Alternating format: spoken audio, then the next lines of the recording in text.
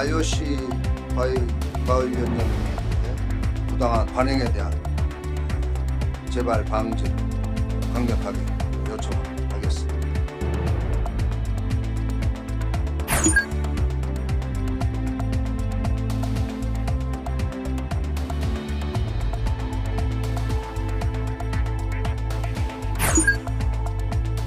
승자 그리고 격리자의 참정권 보장을 위한 여야 간의 초당적인 대책 마련이 필요하다는 말씀을 드립니다.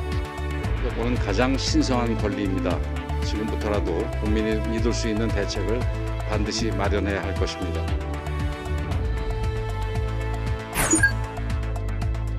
저희가 계속 요구하고 있는 3차 접종자에 대한 24시간 방역 제한 완화 꼭 해야 될 것 같습니다.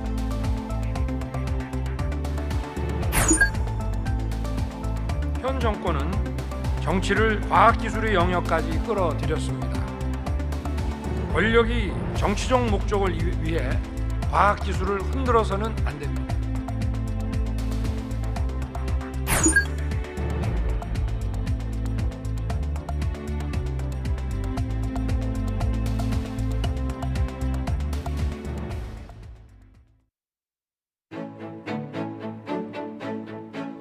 여러분 안녕하십니까? 뉴스나이트 시작합니다. 설 연휴 민심을 확인한 이후 어느 후보도 뚜렷한 우세를 보이지 않고 있는 가운데 저마다 확장성에 집중하고 있습니다. 박빙 판세 속 단일 화변수가 급부상하면서 97년 대선 이른바 DJP 연합 모델까지 거론되고 있습니다. 네, 잠시 뒤 나이트 포커스에서 29일 남은 대선 전국 진단하겠습니다. 그럼 먼저 베이징 올림픽 낭보부터 알아보겠습니다. 스피드 스케이팅 1500m에 출전한 중장거리 간판 김민석 선수가 값진 동메달을 따냈습니다. 네, 대회 초반 쇼트트랙 편파 판정으로 힘이 빠져있는 우리 국민 그리고 대표팀에 안긴 이번 대회 첫 메달입니다. 취재기자 바로 연결해보죠. 김상익 기자. 네, 김상익입니다. 네, 그야말로 반가운 소식인데 우리 선수단 첫 메달 소식 전해주시죠. 네, 스피드 스케이팅의 김민석 선수가 베이징 올림픽에서 우리나라에 첫 메달을 안겼습니다. 김민석은 베이징 국립 스피드 스케이팅 경기장에서 열린 1500m 레이스에서 1분 44초 24를 기록해 2명의 네덜란드 선수에 이어 3위를 차지하면서 동메달을 목에 걸었습니다. 11번째 조로 출전한 김민석은 전체 3위로 레이스를 마친 뒤 남은 선수들의 경기를 초조하게 지켜봤는데요. 다행히 더 빠른 기록의 선수가 나오지 않으면서 동메달을 확정했습니다.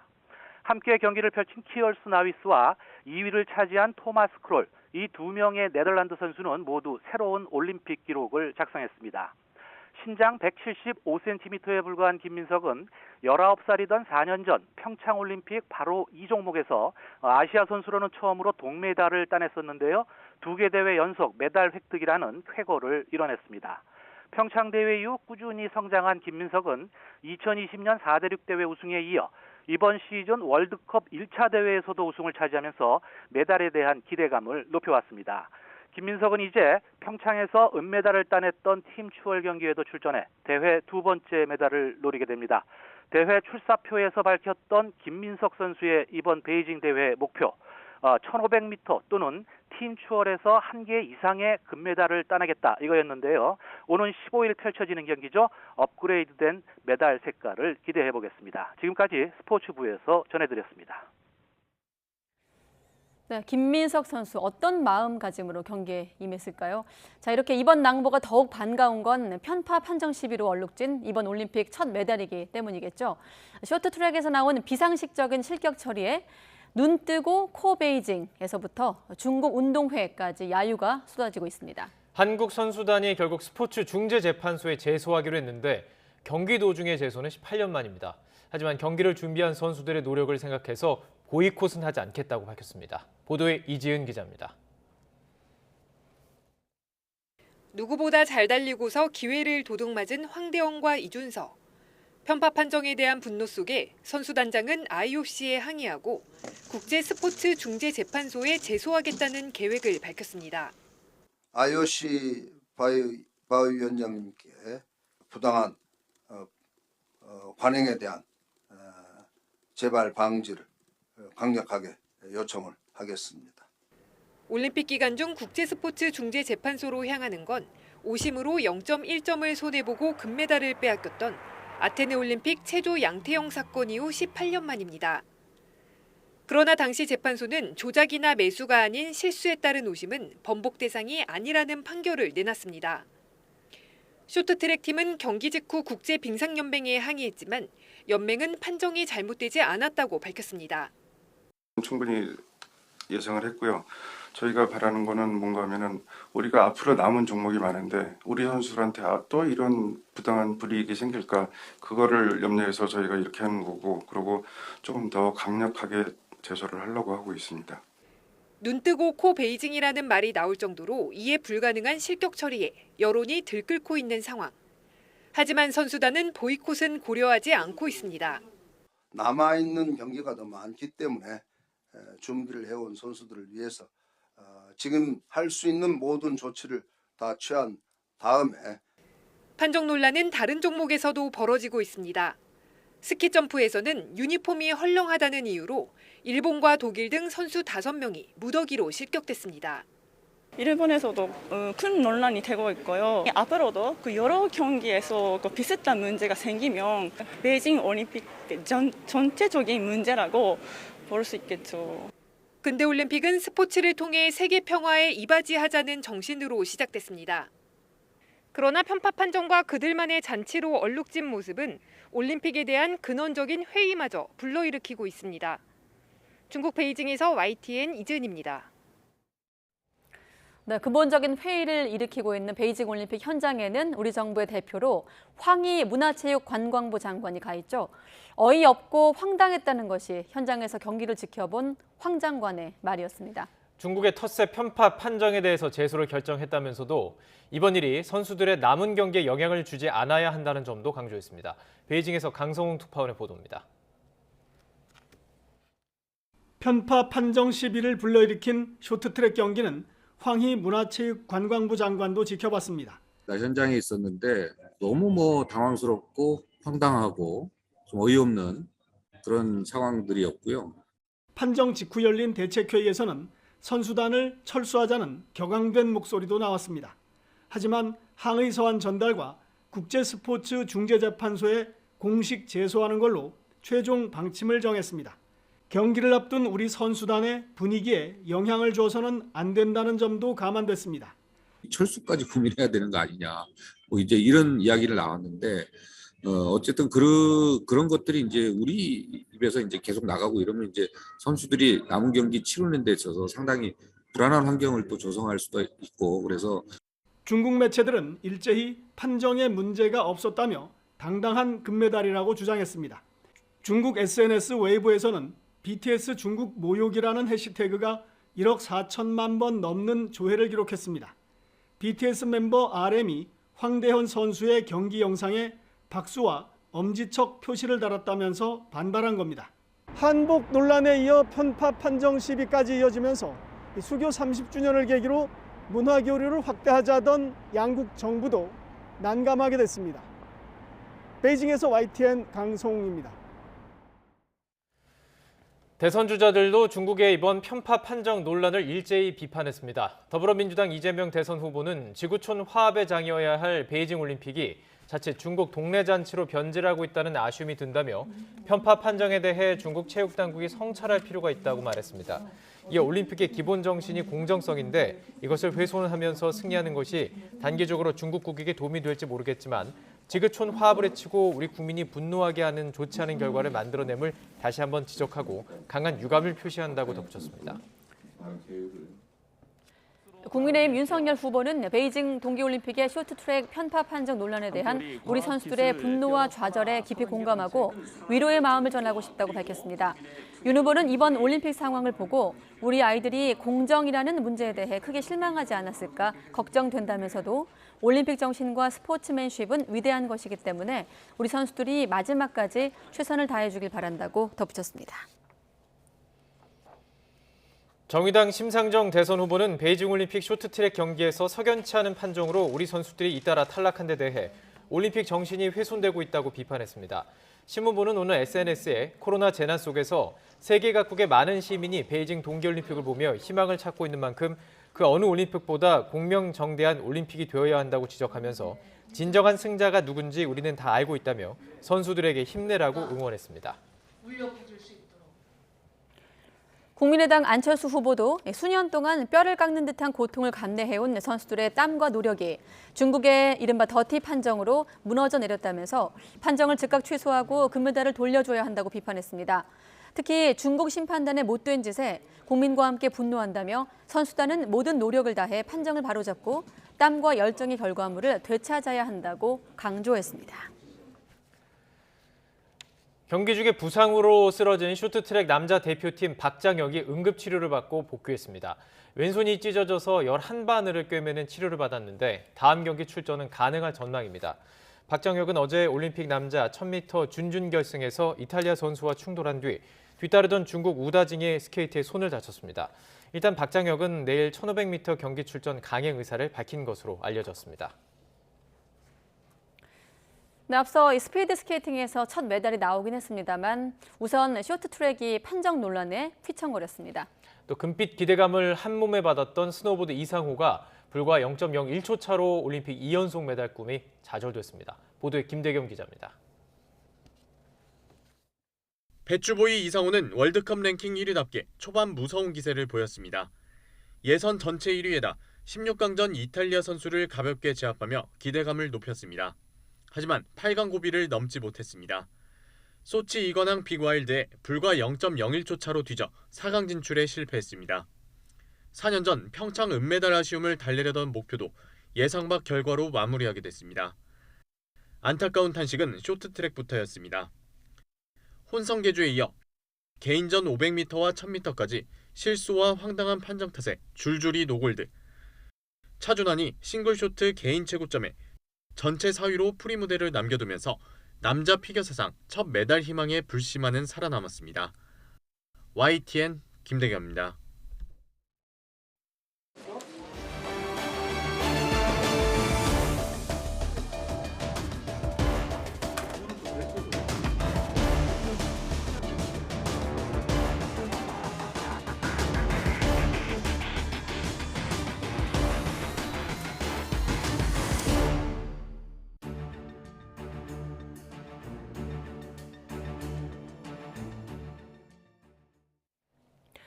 네, 이어서 코로나19 상황 짚어보겠습니다. 우선 오늘 신규 확진자 숫자가 밤 9시 기준으로 이미 4만 명을 넘어섰습니다.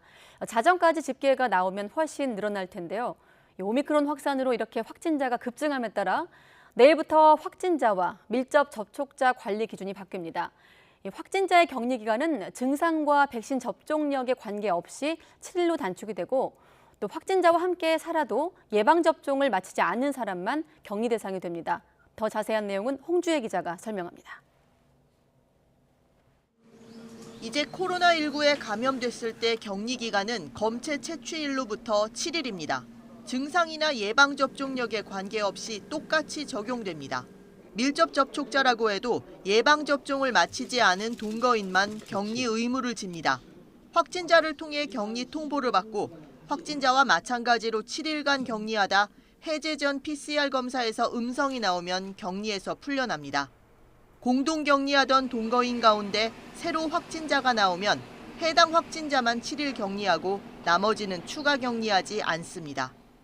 공동 격리되시는 분들이 그 최초 확진자가 격리가 해제될 때까지만 그 격리 통보를 받으시고 그 이후에는 3일간 정도의 자율적인 주의 행동으로서 그렇게 관리를 받으시게 됩니다. 2차 접종 후 14일이 지나고 90일이 되지 않았거나 3차 접종을 마친 동거인은 격리 대상에서 제외됩니다. 대신 일상생활을 하면서 의심 증상이 있으면 보건소에서 검사를 받는 수동 감시만 따르면 됩니다.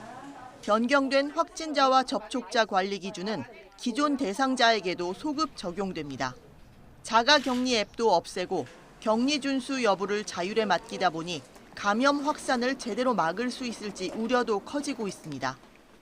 GPS가 이제 없어지기 때문에 만약에 확진자가 밖에 나가서 뭐 카페를 가든지 식당을 가든지 쇼핑을 한다든지 하는 것들에 대한 체크는 하지 않는 상황이기 때문에 국민들이 좀 자율적으로 그런 지침을 잘 지켜달라 하는 방역 당국의 부탁이죠. 이런 가운데 정은경 질병관리청장은 신속 항원 검사 결과만 갖고도 먹는 치료제를 투여하는 시점을 검토하고 있다고 밝혀 팍스로비드 처방을 더 확대할 가능성을 내비쳤습니다. YTN 홍주혜입니다. 출입 명단을 작성하지 않거나 예방접종 증명을 확인하지 않는 등 방역 지침을 어겼을 때 시설 관리자나 운영자가 받는 행정처분이 내일부터 완화됩니다. 1차로 위반했을 때 과태료는 150만 원에서 50만 원, 2차로 위반했을 때는 300만 원에서 100만 원으로 내려가고 또 3차 이상 위반 시엔 과태료 200만 원이 부과됩니다. 또 지금까지는 방역 지침을 최초로 위반한 관리 운영자에 대해 바로 열흘간 운영 중단 처분을 내렸지만 앞으로는 경고 조치가 가능해집니다. 재택치료 체계가 개편되면서 60세 이상이나 고위험군 환자가 아니면 재택치료 꾸러미가 지급되지 않습니다. 이젠 알아서 상비약을 준비해야 되는 상황인데 동네 약국에선 재택치료를 대비한 상비약 세트까지 등장했습니다. 이준엽 기자가 취재했습니다. 서울 종로의 한 약국. 지난해 12월부터 재택치료 대비 가정 상비약 세트를 따로 묶어서 팔았습니다. 11월 달에 델타 걸렸었는데 그때 갑자기 걸리니까 집에 뭐 약이 없는 상태에서 그때 제 증상에 맞춰서 준비를 해봤습니다. 코로나19 확진됐을 때를 대비해 필요한 상비약을 스스로 준비해 두려는 사람들이 하나씩 사갔습니다. 만약에 제가 확진이 돼서 격리를 해야 되는데 그 전달이 늦어지면은 좀 곤란할 것 같아서 미리 좀 상비약을 구비를.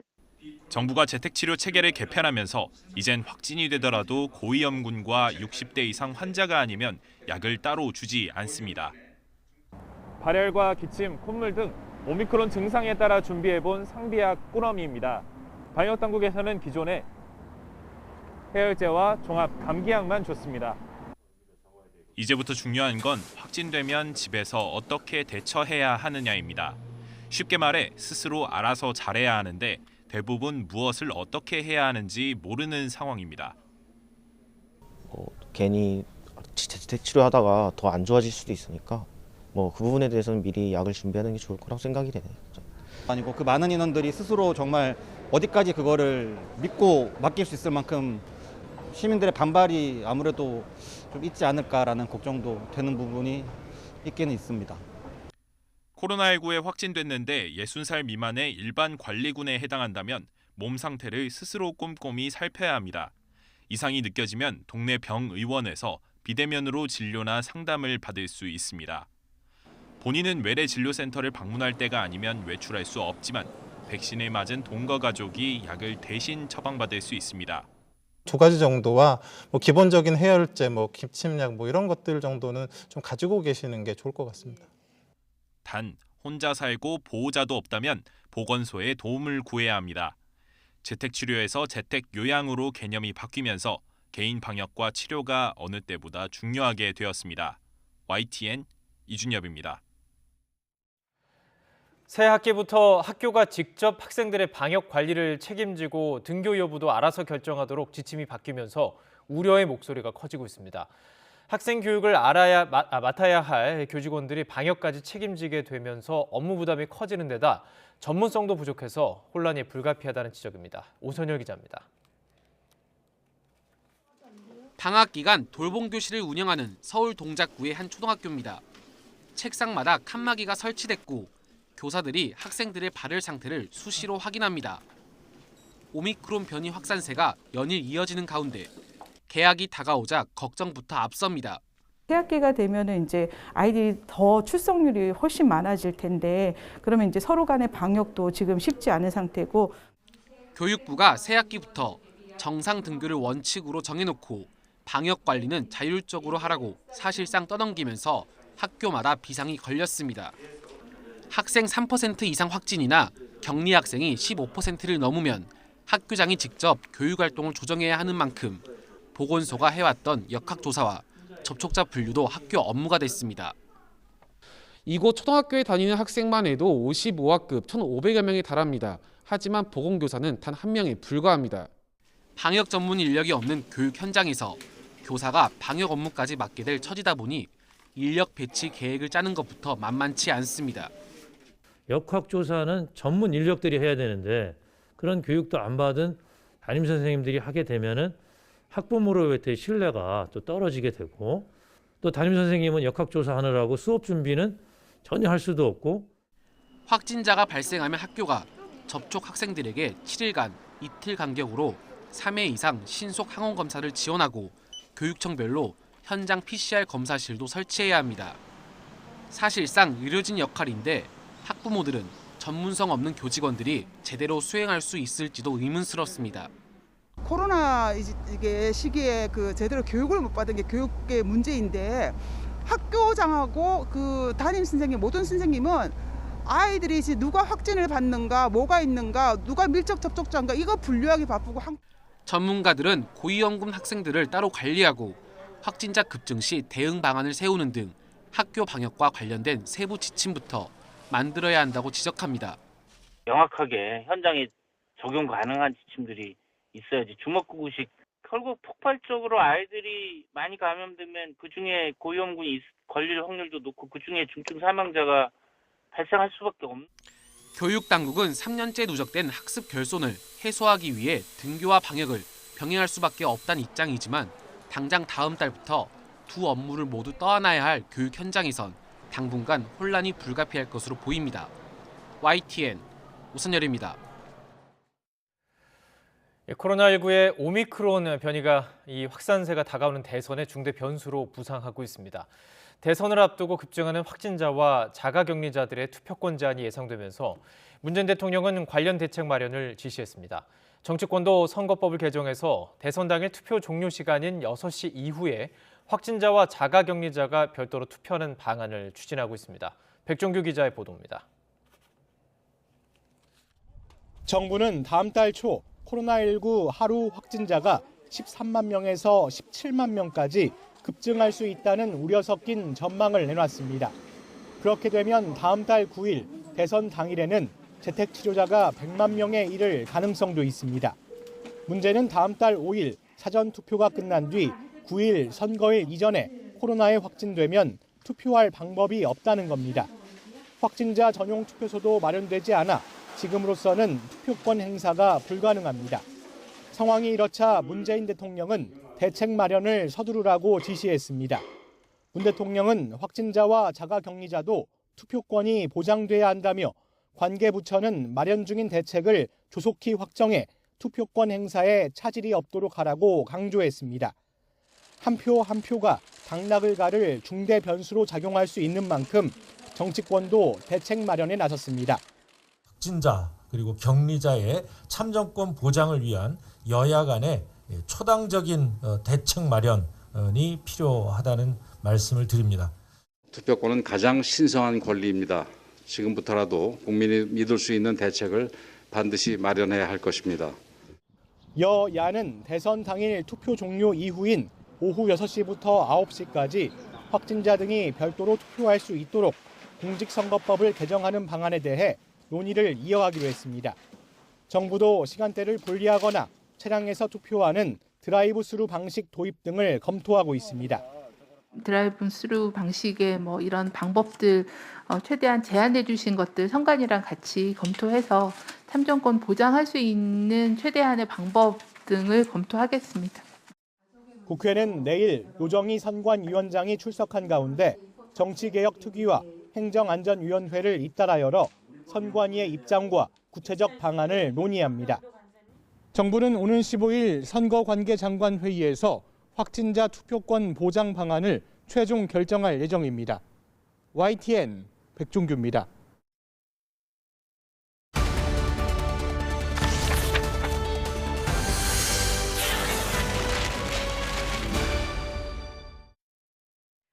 네, 점점 더 빨라지고 있는 대선 시계. 먼저 더불어민주당 이낙연 전 대표가 선거대책위원회 총괄선대위원장을 맡아서 사실상 원톱으로 이재명 후보의 선거운동을 전면 지휘하기로 했습니다. 이 후보는 위기 극복 총사령관을 자임하며 또 코로나19 방역과 민생 행보에 주력하는 한편 중도 보수 인사들과 접촉을 이어가기도 했습니다. 나연수 기자입니다. 더불어민주당 이재명 대선 후보의 지지율이 좀처럼 반등 기회를 못 찾는 가운데 이낙연 전 대표가 구원투수로 전면 등판했습니다. 총괄 선대위원장을 맡아달라는 이 후보와 당 선대위의 요청을 받아들인 겁니다. 새로운 어떤 반전의 계기를 만들어야 되겠다 하는 그 절박한 마음으로 모셨습니다. 이낙연 대표님이 갖고 있는 경륜과 또 경험, 리더십으로 이 선대위가 크게 변화해서 앞으로 나아갈 것이다 이렇게 기대하고 있습니다. 송영길 대표가 맡은 상임 선대위원장보다 윗선이 되는데 사실상 이낙연 원톱 체제로 선거를 진두지휘하게 됩니다. 이 후보도 위기에 강한 유능한 경제 대통령을 새 슬로건으로 뽑아들고 분위기 반전에 나섰습니다. 추가 경정 예산안에 대폭 증액을 요구하는 같은 당 의원들의 농성장을 찾아선 사람이 죽고 있다며 정부를 압박했습니다. 재정 건전성보다 민생 안정성이 문제다. 재정 건전성을 지키는 이유가 다 국민의 삶을 보살피자고 하는 것인데 이게 지금 목적과 수단이 전도되고 있어요. 당내 코로나19 오미크론 대응 긴급 점검 회의에서는 변이 양상에 맞게 대책도 달라져야 한다며 유연하고 스마트한 방역을 주문했습니다. 큰 피해가 발생하고 있는 소상공인들을 위해서 일단 저희가 계속 요구하고 있는 3차 접종자에 대한 24시간 방역 제한 완화 꼭 해야 될 것 같습니다. 전통시장에서 소상공인, 자영업자 단체 대표단과도 만나 대통령에 당선되는 즉시 긴급 추경이나 긴급 재정 명령을 통해 50조 원가량을 지원하겠다고 거듭 약속했고 위기를 극복하는 위기 극복의 총사령관이 되겠습니다, 여러분. 김종인 전 위원장, 윤여준 전 장관 등과 연설회동에 나서며 중도 외연 확장에도 보폭을 넓히고 있습니다. 민주당 선대위는 이와 함께 배우자 김혜경 씨의 과잉 의전 논란을 향한 여론 추이에 촉각을 곤두세우며 대응 수위를 고심하고 있습니다. YTN 나연수입니다. 국민의힘 윤석열 대선 후보도 과학기술계와 택시업계를 각각 만나 문재인 정권 실책을 부각하며 지지를 호소했습니다. 정치가 정책을 흔드는 것을 원천 차단하겠다면서 탈원전을 언급했고 또 고위공직자 범죄수사처도 전면 개혁하겠다는 뜻을 거듭 확인했습니다. 이번엔 부장원 기자입니다. 과학기술계와 만난 윤석열 후보는 과학기술 추적자에서 선도자로의 담대한 변화를 선언했습니다. 그 첫걸음으로 대통령 직속 과학기술위원회를 꾸려 직접 챙기고 주요 의사결정의 중심에 과학기술을 놓겠다고 약속했습니다. 연구자, 개발자, 기업 현장의 전문가, 과학기술 행정가들로 구성된 민간 합동위원회를 통해 국가과학기술에 대한 전략 로드맵이 수립되어야 합니다. 동시에 지원은 하되 간섭하지 않는 자유로운 연구 환경을 조성하겠다고 강조했는데 특히 정치가 정책을 흔드는 사태를 원천 차단하겠다면서 문재인 정부의 탈원전도 겨냥했습니다. 현 정권은 정치를 과학기술의 영역까지 끌어들였습니다. 권력이 정치적 목적을 위해 과학기술을 흔들어서는 안 됩니다. 이어 택시업계와 만난 윤 후보는 국민의힘은 언제나 택시의 친구였다면서 플랫폼 갑질과 요금 규제 문제 등도 개선하겠다고 약속했습니다. 정부가 재정 지원을 안 하는 대신에 가격이라고 하는 것을 어느 정도 자율적으로 하게 풀어주든지 입장이 명확하지 않습니다. 정책 행보를 통해 현 정권과의 차별성을 부각하려는 시도인데 문재인 정부의 대표적 수건 사업이었던 고위공직자 범죄수사처를 두고도 권력의 신여가 돼버렸다며 대대적인 개혁 의지를 재확인했습니다. 지금의 공수처는 권력 비리에 대해서 사정하는 것이 아니고 거의 권력의 신여가 돼버렸습니다. 국민의힘은 호남으로의 외연 확대 자신감도 내비치며 이준석 대표가 호남 목표 득표율을 25%로 상향하기도 했습니다. YTN 부장원입니다. 양강 후보 접전 속에 단일화 변수가 점점 더 비중이 커지고 있습니다. 국민의당 안철수 대선 후보는 자신에 대한 단일화 언급은 기득권의 이미지 조작이라면서 대선 완주 의지를 거듭 밝히고 있습니다. 박석영 기자가 취재했습니다. 국민의당 안철수 대선 후보가 참석한 관훈클럽 토론회. 역시나 단일화에 대한 질문부터 쏟아졌습니다. 안 후보는 당선이 목표라고 일축하며 기득권 정당이 자신에게 단일화 이미지를 씌웠다고 주장했습니다. 국민의힘 윤석열 후보가 언급한 후보자 사이 단일화談판이나 공동정부 구성도 고려사항이 아니라고 강조했습니다. 9번의 선거, 매번 선거 때마다 도중에 그만두고 도중에 단일화를 했다고 이렇게 잘못된 이미지가 씌워진 겁니다. 그거야말로 사실 잘못된 기득권 정당의 정치 세력의 이미지 조작인 거죠. 하지만 이재명, 윤석열 후보의 접전이 계속되면서 단일화 이슈의 비중은 갈수록 커지고 있습니다. 국민의힘 이준석 대표는 날짜까지 못 박으며 사실상 안 후보의 거취 판단을 압박했고, 지금 안철수 후보가 놓인 처지나 이런 것을 봤을 때 그런 방식은 가당치가 않습니다. 주말 이전에 아마 어떤 정치적인 판단들을 해야 되지 않을까 그런 생각을 합니다. 국민의당 권은희 원내대표는 국민의힘을 강하게 비판하며 단일화 가능성은 0%라고 선을 그었습니다. 국민의힘은 국민의당을 속값으로 논하면서 한껏 무시와 조롱을 하면서 존중에 대한 어떤 인식도 없는 정치 세력임을 드러냈는데요. 정치권 바깥에서도 단일화 요구가 거셉니다. 보수 시민단체들은 윤 후보와 안 후보가 직접 만나談판을 지으라며 무기한 농성에 들어갔습니다. 두 후보가 뭉그러 잠그고 안에 들어가서 아름다운 단일화를 결단하고 손잡고 나올 때까지 우리는 무기한으로 투쟁할 것을 선언드리면서 진보 정치를 다시 세우겠다며 독자 행보를 걷고 있는 정의당 심상정 후보는 농업 중심의 경제 전략을 담은 공약을 발표한 데 이어 미래 산업, 그린 경제의 핵심 전략 중에 하나로 생태 농업을 제안을 드렸다는 말씀 드립니다.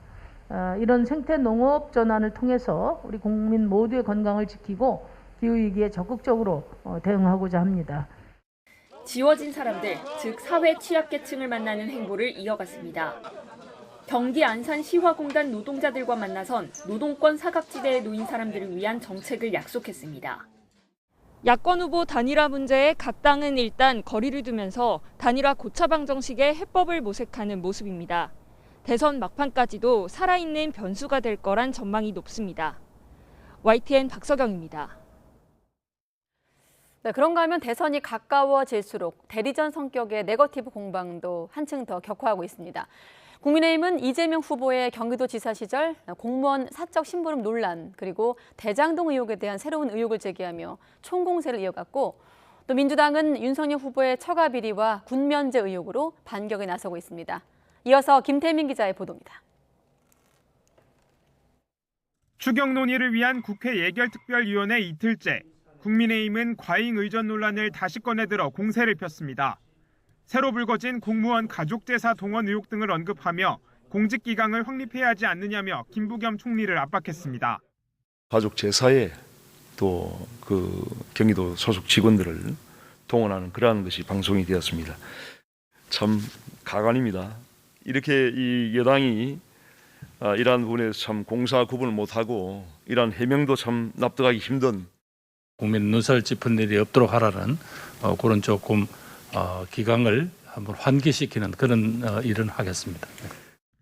여기에 대장동 개발업자로부터 나온 돈이 남욱 변호사와 김만배 씨, 유동규 전 본부장을 거쳐 성남시장 선거자금으로 쓰였다는 의혹도 새롭게 제기했습니다. 대여금 중 일부가 유동규에게 건너갑니다. 이것은 검찰 진술에 따른 것입니다.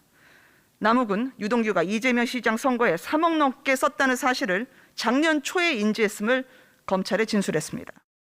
이틀째 이어진 파상 공세에 민주당은 야당이 민생은 내팽개치고 네거티브에만 몰두하고 있다고 비판하며 반격에 나섰습니다. 윤석열 후보 처가의 전국 부동산 규모가 미니 신도시급이라며 이중 상당수는 투기를 노린 차명 보유가 의심된다고 지적했습니다. 미니 신도시를 한 가족이 보유하고 있는 셈입니다. 불법과 편법을 바탕으로 전국 각지의 부동산을 취득한 건 아닌지 국민검증이 꼭 필요합니다.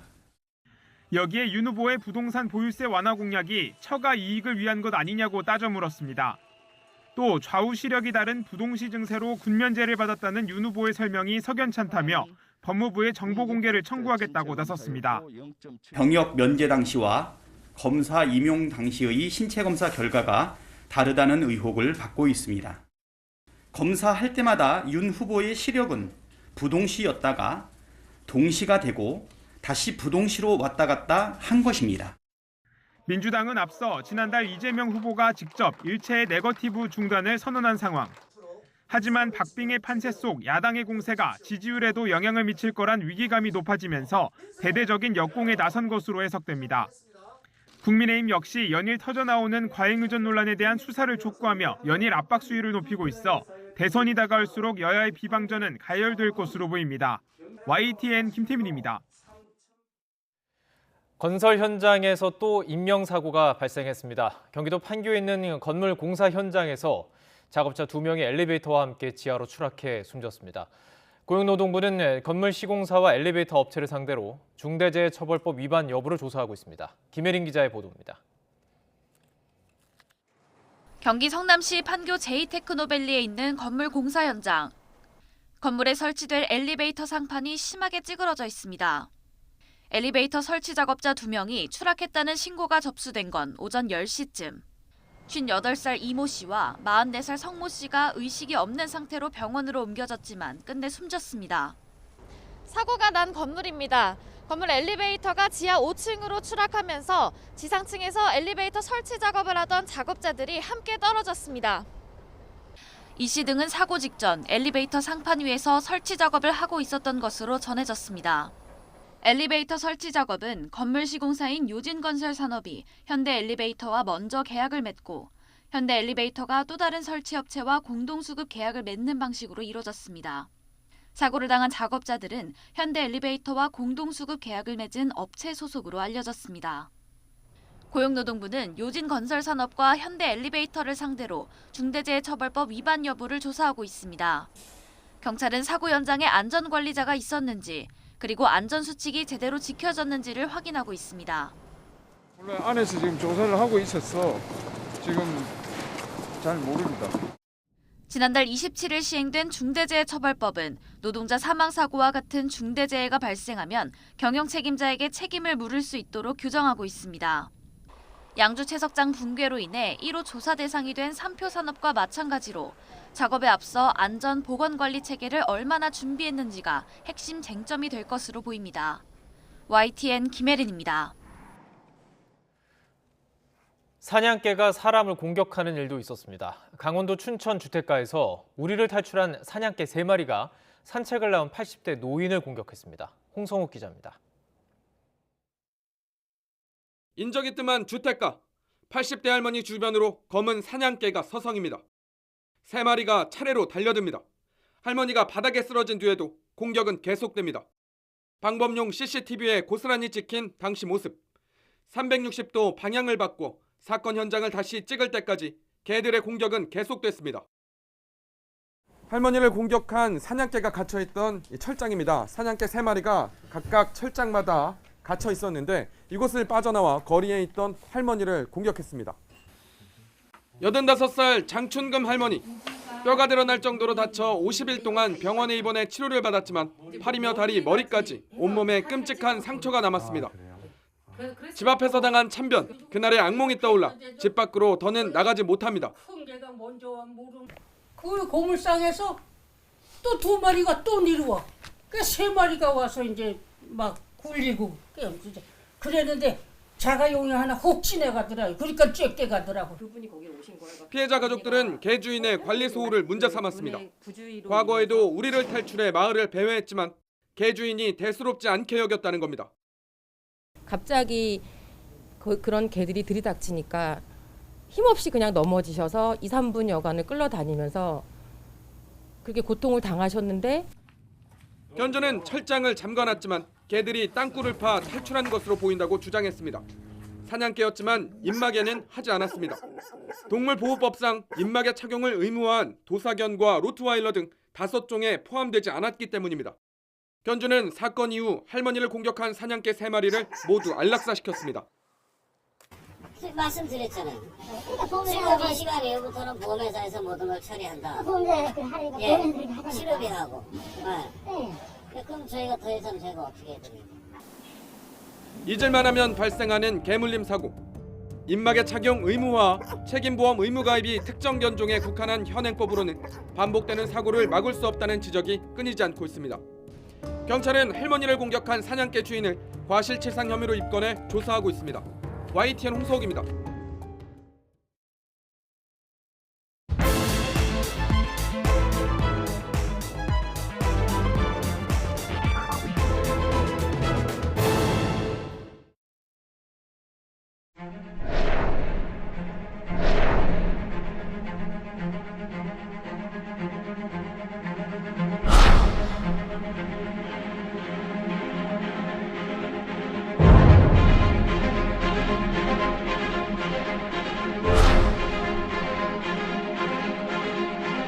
근데 지금 안철수 후보가 놓인 처지나 이런 것을 봤을 때 가당치가 않습니다. 그러니까 주말 이전에 아마 어떤 정치적인 판단들을 해야 되지 않을까 그런 생각. 국민의힘은 국민의당을 속값으로 논하면서 한껏 무시와 조롱을 하면서 존중에 대한 어떤 인식도 없는 정치 세력임을 드러냈는데요.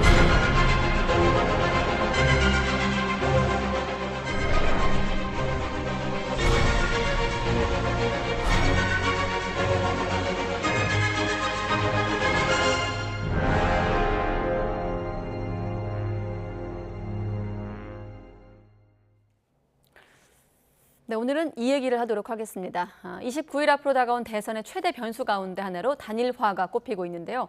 후보자 등록일이 다가오면서 국민의힘 그리고 국민의당 사이에 단일화를 둔 신경전이 더욱더 격해지고 있습니다. 민주당 이재명 후보는 외연 확장에 속도를 내고 있는 분위기인데요. 나이트 포커스 오늘은 김관욱 계명대 교수, 또 이기재 동국대 겸임 교수 두 분 나오셨습니다. 안녕하십니까? 네, 안녕하세요. 안녕하십니까? 자, 간단히 짚어볼 필요가 있는 게 사실 안철수 후보와의 어떤 단일화 이슈는 안철수 후보 지지율이 이른바 15%의 벽을 넘으면서 좀 부각되기 시작했는데 지금 시점에서의 단일화는 조금 다른 것 같아요. 두 양강 후보가 접전을 보이면서 이제 부각되는 이슈인데, 자, 일단 국민의힘 내부 분위기가 좀 달라지고 있거든요. 그러니까 단일화가 이제 언급이 되기 시작했어요. 네. 그런데 문제는 국민의힘 내부에서 다른 얘기가 나오거든요. 그러니까 당대표는 0%다. 뭐 이렇게 얘기를 하고 네. 안철수 후보가 싫다. 뭐 이렇게 극단적인 어떤 얘기들을 합니다. 네. 여론조사서 한 장 갖다 놓고서 궤변을 들어놓는다. 뭐 이런 식으로 얘기를 하는데 반면에 또 일부 이제 원희룡 정책본부장 같은 경우는 이제는 단일화 시점이 된 것 같다. 그러니까 다시 얘기하면 사실은 국민의힘 내부에서 이 얘기가 나오게 된 배경은 이게 독자 승리가 장담하기 어려운 상황이 돼버렸기 때문에 여기서 안 후보와의 어떤 단일화만이 이것을 좀 더 확실하게 가져갈 수 있는 거 아니냐, 뭐 이런 생각을 가진 분들이 점점 늘어나고 있다고 보는 거죠. 네. 반면에 이제 아까 말씀드렸지만 이 대표 같은 경우는 상당히 부정적이고 윤 후보 같은 경우는 속내를 알 길이 없어요. 그냥 네. 언급을 안 하겠다 뭐 이 정도로 얘기를 하고 있습니다. 그런데 중요한 거는 이게 단일화가 되려면 사실은 일단은 내부에서는 입장 정리를 해야 되거든요. 이게 상대가 있는 것이기 때문에 상대와 협상 국면에서 내부도 정리 안 되는데 단일화하겠다라고 얘기하면 상대는 굉장히 곤혹스러운 거예요. 이게 진짜로 하려고 하는 건지 아니면 단일화라는 얘기를 계속 꺼내서 나에게 있는 지지자들을 흡수하려고 하는 그런 어떤 전략인지 이에 대한 어떤 굉장히 그 의심의 눈초리로 보일 수밖에 없는 거거든요. 네. 그러니까 이제 안 후보 측에서는 이런 지금 국민의힘의 어떤 태도, 행태 이런 것들에 대해서 굉장히 부정적으로 지금 보고 있는 것이죠. 네, 내부 입장 정리부터 좀 필요하다 이런 말씀이신데 간단히 정리해 보면 이준석 대표는 연일 선긋기에 나서고 있고 뭐 여론조사 방식은 가당치 않다 이런 거친 표현까지 쓰기도 했고요. 윤석열 후보 같은 경우는 조금 전에 보면 이제 언론과 인터뷰를 했는데 단일화 여부에 대해서 언급이 부적절하다라고 했고, 자 국민의힘 내부 의원들 전수조사한 결과를 좀 보여주시고 교수님 의견을 듣도록 하겠습니다. 단일화 필요에 대한 여론이 일단 필요하다는 입장 보면은 반드시 필요하다가 52.4, 필요하지만 현실적으로 어렵다라는 게 이제 11.4%로 파악되고 있거든요. 교수님은 어떻게 보십니까? 참 어렵습니다. 이 부분이. 근데 이준석 대표가 한 말에 상당히 많은 그 함의가 있어요. 왜냐하면 단일화는 보통 네. 2등, 3등이 같이 해서 1등을 이제 견제하고 이제 그 순서를 이제 뒤집기 위해서 하는 조치인데 지금 윤석열 후보는 TV 토론 이후에도 지금 어쨌든 간에 오차 범위 이내이든 그걸 벗어나든 간에 지금 1위를 거의 달리고 있지 않습니까? 그래서 많은 이제 여론조사를 종합적으로 볼 때 하는 말씀 드리는 것이고 그렇기 때문에 지금 현재로만 간다면 뭐 그 승리가 그렇게 크게 어려워 보이지는 않는 상황이거든요. 문제는 이제 확실한 승리를 원하는 그 어떤 지지층 그리고 그 국민의힘의 의원들도 보다시피 105명 중에 55명이 이렇게 얘기를 하는 걸 보면 상당한 의견이 반드시 단일화를 하라는 거는 뭐냐면 결국 이제 국회의원들은 그 지역의 이제 그 당원들의 의견을 이제 대변을 하기 때문에 당원들은 이번 대선에 확실한 승리를 가져와야지 오차 범위 내에서의 그 지지율을 가지고 대선 투표에 임해 들어가서는 안 된다 이런 이제 생각을 갖고 있는 거 아니겠습니까? 그러면 이제 그러면 확실하게 지금 단일화의 그 협상에 들어가면 단일화가 성사될 것이냐 이게 또 사실 큰 문제예요. 단일화가 성사된다고 한다면 뭐 단일화 뭐 협상을 해서 그것이 뭐 여론조사 방식이든 뭐 단판을 짓는 방식이건 하면 되는데 만약에 단일화의 협상이 착수했는데 그게 성사가 안 되고 결렬되는 상황에서 투표를 들어간다면 이거는 엄청난 부담이 될 수 있거든요. 그렇기 때문에 아마 선뜻 임할 수 없는 그래서 상당한 좀 탐색전이 앞으로도 좀 전개되지 않을까 이렇게 전망합니다. 29일 앞둔 시점입니다만은 그래도 탐색전이 있을 것이다. 자 그렇다 보니 단일화가 이제 거론되면서 어떤 방식으로 할 것인가에 대한 논의가 이루어지면서 뭐 이를테면 여론조사 방식도 거론되고 있고 그리고 이제 거론되는 것 중에 제2의 DJP 연합이 거론되고 있거든요. 여기에 대한 좀 발언도 들어보고 나서 또 교수님께 질문 드리도록 하겠습니다. DJP하고 방식과 똑같이 그런 식의 제안이 들었을 때는 어떻게 하시겠습니까? 제가 이런 분야에 대해서 사실 생각해 본 적이 없습니다. 그래서 이런 분야는 제 고려 사항은 아닙니다. 2012년 대선인데 그때는 제가 저 양보를 했습니다. 이때 한 번입니다. 이 모든 선거를 완주를 하지 않은 적이 한 번도 없습니다. 근데 지금 윤석열 후보와 안철수 후보는 정치를 오래 같이 한 것도 아니고 그렇죠? 인간적으로 뭐 또 두 사람이 그렇게 신뢰를 쌓을 만한 것이 있는 것도 아니고 그런데 선거 며칠 앞두고 갑자기 뭐 DJP식으로 단일화하자 그것이 그렇게 쉽지는 않습니다. 쉽지는 않는 게 DJP 연합도 몇 개월 동안에 물밑에서 작업을 해갖고 마지막 꼭지만 두 사람 뛴 거거든요. 네, 이재호 상임고문이 YTN 뉴스캐 출연에 한 얘기인데 끝부분에 쉽지 않은 게 몇 개월 동안 그러니까 DJP 연합도 몇 개월 동안 물밑에서 작업을 다 해서 마지막 꼭지만 두 사람이 뗀 거거든요라는 발언을 YTN 출연해서 했는데 지금 단일화 얘기하니까 지금 방식의 DJP 연합 방식이 떠오르고 또 2002년 대선 때 여론조사 방식이지 않았습니까? 좀 그 차이점을 지금의 어떤 전국의 구도와 좀 맞물려 설명을 부탁드려도 될까요? 국민의힘에서 나오는 방식은 대부분이 단판론이에요. 그러니까 DJP식으로 역할을 나누는 거죠. 대통령, 총리 방식? 해가지고 장관 나누고 뭐 이런 겁니다. 근데 지금 얘기 나온 대로 이거는 상당한 시간이 좀 필요하거든요. 뭐 어떤 식으로 할지에 대해서. 그런데 우리가 최근에 이 단일화는 사실상 여론조사 방식이 제일 많이 활용이 됐어요. 그런데 그러면 왜 국민의힘에서 지금 여론조사 방식은 거절하느냐? 거의 부정을 하고 있습니다. 이거는 뭐냐면 사실상 우리가 이제 지지율은 윤석열 후보가 한 3배가량 높아요. 그런데 야당 후보 적합도로 보면 아이러니하게 지금 안철수 후보가 더 높습니다. 이게 뭐냐면 역선택이 작동을 한다는 얘기거든요.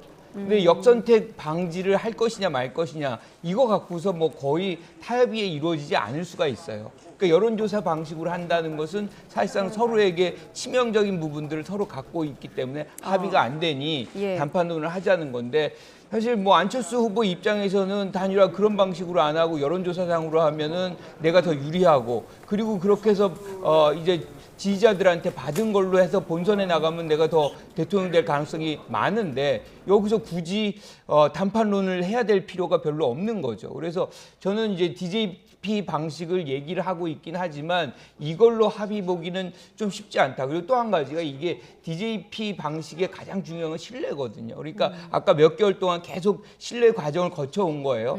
그런데 여기서는 지금 그 과정도 없습니다. 그리고 지금 안철수 후보가 보기에는 지금 지난번에 그 김종인 총괄 선대위원장이 배제되는 장면이 있어요. 이거는 굉장히 뼈아픈 얘기거든요. 같이 가다가 누군가 하나가 이렇게 배제되는 장면. 네. 이게 신뢰의 금이 금방 갈 수 있다는 것의 사례거든요. 이런 신뢰 문제가 또 하나 있고 또 하나가 뭐냐면 사실 DJP는 이렇게 일종의 연정을 하면서 시너지 효과가 나왔거든요. 그러니까 진보적인 김대중 후보와 보수적인 김종필 후보가 만나서 네. 사실상 시너지 효과, 상호 보완적인 어떤 효과가 발생을 했어요. 그게 이제 사실상 이제 승리를 거머쥐게 하는 그런 요인인데 그러면 지금 윤 후보와 안 후보가 결합됐을 때 그런 시너지 효과가 나오느냐? 그런 측면으로만 본다면 사실 이재명 후보와 안철수 후보가 결합되는 상황이 훨씬 더 시너지는 커집니다. 그래서 이제 이런 부분들 우리가 이제 평가는 해볼 수 있는데 저는 이게 적용되기 그렇게 쉽지 않다 이렇게 보는 거죠. 네. 윤 후보가 앞서 그 언론과의 인터뷰에서 언급이 부적절하다고 최종적으로 어떤 입장을 밝혔습니다만 앞서서 단일화를 한다면 또 둘이 전격적으로 결정한 것이다라는 입장을 밝히기도 해서 조금 헷갈리기도 합니다만 교수님은 어떻게 보십니까? 국민의힘의 입장에서는 지금 후보에게 전적으로 이 문제를 맡겨놓고 있는 거로 보입니다. 왜냐하면 뭐 교수님도 얘기하셨지만 지금 지지율 차이가 뭐 비슷하거나 혹은 둘이 합쳐서 1등을 이제 젖히거나 이런 지지율이 아니라 윤석열 후보는 40%대이고 그다음에 안철수 후보는 10% 수준이기 때문에 두 후보의 지지율 차이를 갖고 그 단일화를 뭐 여론조사하라라는 건 사실 윤석열 후보한테 누구도 얘기할 수 없는 상황이라고 좀 보여지고요. 네. 그래서 결국 이제 나올 수 있는 게 이제 DJP 연합 같은 이제 방식인데 당시에도 뭐 김대중 후보가 뭐 여론조사 지지율의 차이는 있습니다만 대략 한 30% 된다고 치고 그러면 이제 김종필 당시 이제 그 대표가 한 3%, 거의 10배 차이 난 거 아니겠습니까? 이 상황에서 뭐 여론조사 경선을 할 수도 없는 상황이기 때문에 단판으로 갔다고 보고 사실 이번에도 하면 어떤 지지율 차이로 볼 때는 단판 승부를 해야 된다 그렇게 생각을 하고 아마도 윤석열 후보가 그것을 물밑에서 준비는 하고 있을 것이다. 그러나 이게 공개적으로 단일화 이슈가 그 수면 위로 올라오는 순간 모든 그 이슈를 다 빨아갈 것이기 때문에 그렇게 됐을 때는 오히려 어떤 단일화의 실패에 의한 여러 가지 그냥 지지율의 변화 이런 리스크를 질 이유가 없다 이런 차원에서 상당히 신중하게 접근하고 있는 것으로 보여집니다. 네, 자 오늘 기점으로 대선은 29일 남은 시점인데 사실 뭐 일각에서는 단일화는 뭐 대선 전날까지도 가능하다 이런 얘기도 있습니다만 물리적인 좀 일정을 놓고 봤을 때 여러 가지를 좀 고려해야 되지 않겠습니까? 그래서 단일화 이른바 단일화 시간표를 한번 준비해 봤는데 자 1차적인 마지노선은 이제 후보 등록일을 보고 있고 2차는 투표용지 인쇄일, 3차는 사전투표 개시일로 이제 잡아놨는데 왜 이런 시간표가 좀 해석이 가능한지 좀 설명해 주시죠. 그러니까 지금 사실은 이 단일화에 있어서 가장 중요한 거는 언제 하느냐거든요. 언제 할 때 시너지 효과가 극대화되느냐. 효율성을 높이느냐. 그렇죠. 네. 그러니까 이게 시기를 놓치면 사실 단일화해도 효과가 발생 안 할 수가 있어요. 그러다 보니까 우리가 얘기하는 대로 뭐 이제 투표용지에 이름이 다 각자 쓰인다. 그러면 이게 효과가 감소되는 그런 효과가 있거든요. 그래서 그런 것들을 감안한다 그러면 지금쯤이면 사실 단일화가 돼야 돼요. 그래서 후보 등록할 때 한 사람으로 후보를 등록하고 한 20일 동안 한 3주가량 선거 유세를 같이 다니고 뭐 이럴 때 이제 사실 시너지 효과가 나오는 것이거든요. 그럼 교수님 앞서 이준석 대표가 이번 주말 전까지 정치적 판단을 안철수 후보가 해야 된다는 말이 그런 의미인가요? 그렇죠. 그렇게 해서 이제 압박을 하는 것 같은데 저는 이것의 시작은 전제는 뭐냐면 그 단일화에 대한 의지천명이에요. 그러니까 양 후보가 우리 단일화 한다라고 얘기를 해야 되는데 지금 의지천명도 못하고 있는데 지금 이 협상에 들어간다. 그러니까 협상의 상황은 언제 하느냐의 문제고요. 그리고 방식, 아까 얘기한 단판론이냐 아니면 여론조사형이냐 요거를 이제 다룰 텐데 그것에 대한 어떤 협상에 들어가려면 일단은 두 후보가 의지를 갖고서 우리는 이제 단일화 협상에 들어간다라고 천명을 해줘야 되는데 그것도 없는 상황이에요. 그러다 보니까 지금 14일 후보 등록 전에 하기는 사실 일주일도 안 남았거든요. 네. 거의 불가능하다라고 보는 것이고 그렇게 될 경우에는 이제 계속 늦춰지는 그런 장면이 벌어질 수밖에 없는 것이고 저는 또 지금 두 분의 어떤 신뢰관계라는 것이 거의 없거든요. 그러다 보니까 이게 단일화가 사실은 뭔가 주고받고 하는 그런 단순한 걸로 비춰질 수는 있겠지만 공동정부를 구성하는 거거든요.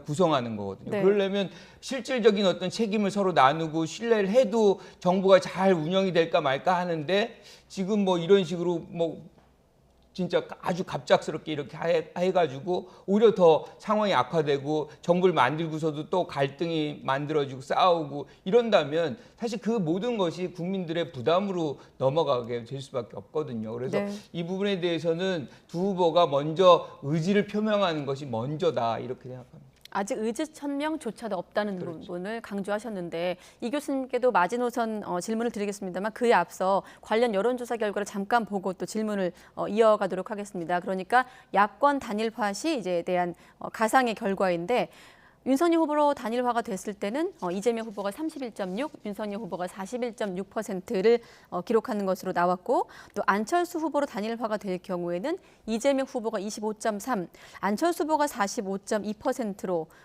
나오고 있거든요. 앞서 김 교수님께서 역선택 얘기를 하셨는데 그런 부분이 반영된 결과로도 보이고 자 마지노선 포함해서 교수님께서는 어떻게 좀 보고 계십니까? 그러니까 이 여론조사를 보면 이제 이재명 후보가 그 어떤 여론조사에 이제 문항에 들어가 있지 않습니까? 그렇기 때문에 역선택이라고 보여지지는 않고요. 예를 들어서 이제 안철수 후보와 윤석열 후보만을 놓고 봤을 때에 이제 누구를 단일화했으면 좋겠냐고 한다면 역선택이 있겠지만 이재명 후보가 들어가기 때문에 그렇지는 않아 보이고요. 네. 이 데이터로 보면은 어쨌든 그 안철수 지지층이 결국은 이제 그 윤석열 후보 지지층으로 넘어가는 것이 적다 이렇게 좀 볼 수 있는 거라고 생각합니다. 그리고 이제 안철수로 이제 단일화됐을 때 윤석열 지지층은 상당 부분이 안철수 후보를 찍지만 안철수 지지층에는 상당수의 민주당 지지층이 있는 것 같다. 소위 얘기해서 친문이라고 분류될 수 있는 그렇게 그런 이제 데이터를 볼 수 있는 것 같고요. 그다음에 어쨌든 현재 이제 윤석열 후보에 대한 여러 가지 그러니까 배우자 문제라든가 장모 문제라든가 이런 거로 인해서 이제 비호감도가 안철수 후보에 비해서는 조금 더 높기 때문에 그런 여론이 반영됐다 이렇게 보여지고요. 근데 단순하게 이제 이것만 가지고 이제 분석할 수가 없는 것이 아까 말씀드렸다시피 워낙 윤석열 후보와 안철수 후보의 지지율 차이가 있기 때문에 이게 이런 조사만 가지고 단일화가 성사되기는 거의 불가능하다 저는 그렇게 보여지고요.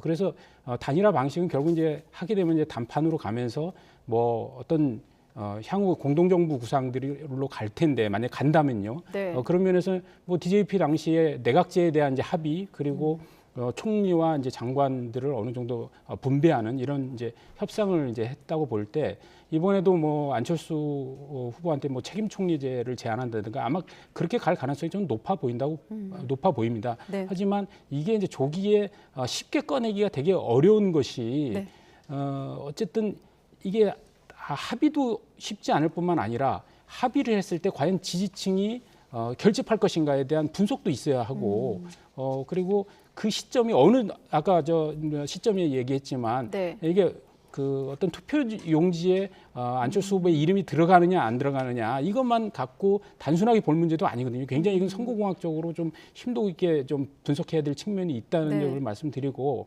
그러다 보니까 결국은 13일 후보 등록 전까지의 단일화는 현실적으로 어렵다. 저는 그렇게 보고요. 그걸 오히려 또 조급하게 끌고 가는 것 자체가 자칫하면 그 굉장히 그 선거 캠페인에 윤석열 후보 캠페인에 문제를 초래할 수 있다. 그리고 과거에 이제 노무현 정몽준 단일화의 실패 사례도 있지 않습니까? 단일화 성공했지만 거의 투표 전날 이제 정몽준 후보가 단일화 철회한 사건도 있거든요. 그렇기 때문에 이 부분을 너무 날짜만 보면서 조급하게 가서는 안 된다. 이런 점을 좀 지적하고 싶습니다.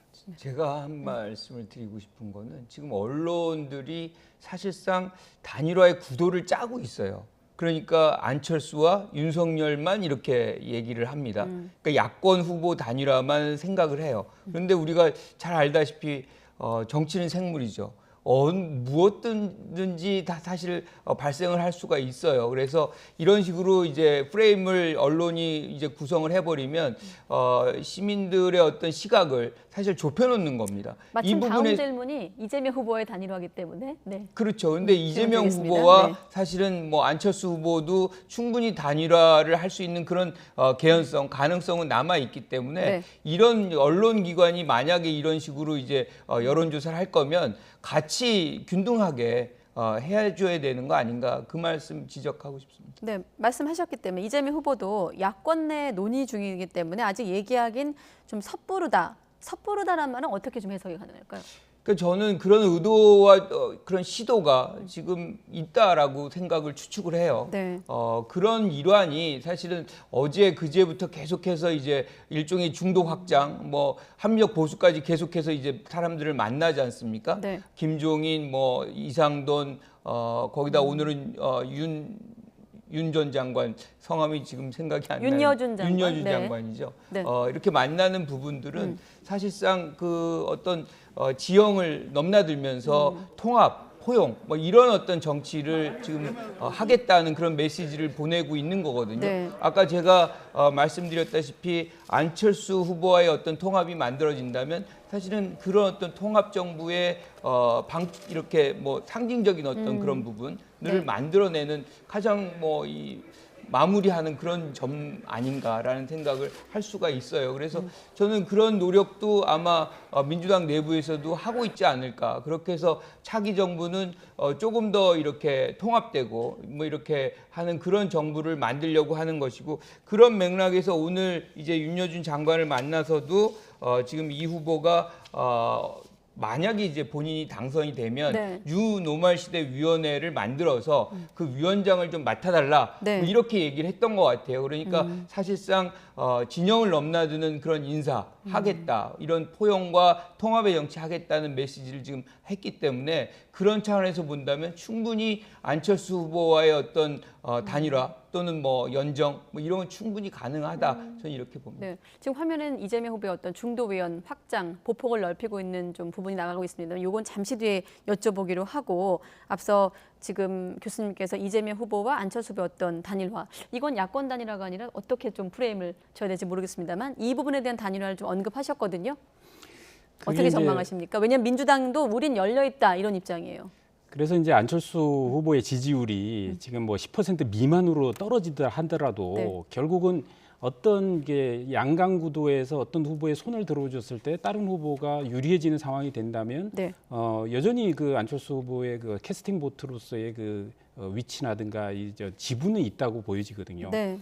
그래서 지금 이제 이재명 후보는 뭐 섣부르게 그 얘기하지 않는다고 하는 부분은 뭐냐면 결국 이제 안철수 후보와 이재명 후보가 까지 안철수의 단일화에 뛰어들면 안철수 후보의 몸값이 하늘을 찌를 거 아닙니까? 그렇게 되면 소위 얘기해서 어떻게 될지도 모르는데 윤석열 후보하고 단일화 해버리게 되면 저기 이재명 후보 입장에서는 뭐 닥쳤던 게 뭐 어디 뭐 쳐다보듯이 이렇게 돼버릴 수가 있거든요. 그렇기 네. 때문에 저는 굉장히 조심스럽게 얘기하는 것이다 이렇게 보여지고, 역으로 국민의힘 입장에서는 국민의힘 지지층이나 그 국회의원 그다음에 선대위 입장에서 보면은, 그러니까 안철수 후보의 어떤 지지율 자체가 지금 윤석열 후보의 어떤 당선을 위해서 그렇게 반드시 필요한 지지율이 아니라 하더라도 역으로 생각해서 만약에 안철수 후보가 이재명 후보와 단일화를 성공했다라고 네. 하면 그때 받을 수 있는 타격들을 생각을 해보면 그런 점에서는 안철수 후보의 지지율이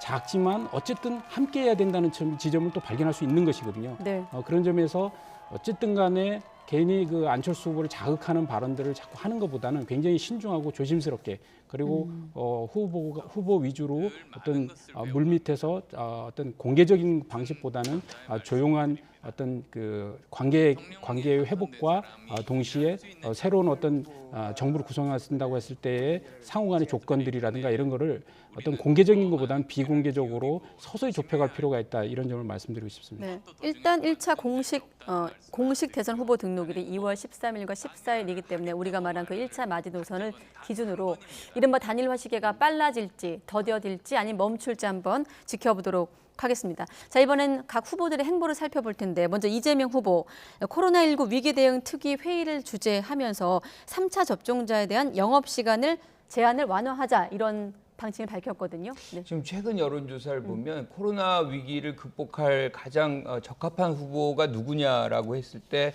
가장 높은 수치를 얻은 것이 지금 이재명 후보거든요. 그러니까 그 강력한 어떤 추진력, 뭐 실천력, 뭐 이런 것들이 국민들에게 이제 받아들여진 그런 부분인데 네.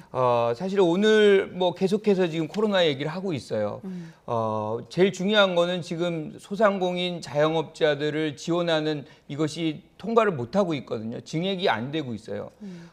사실 어떻게 보면 국가가 사회 안정을 위해서 생계 수단을 사실상 중지시킨 것인데 그것에 대한 지금 보상을 안 해주고 있는 거거든요.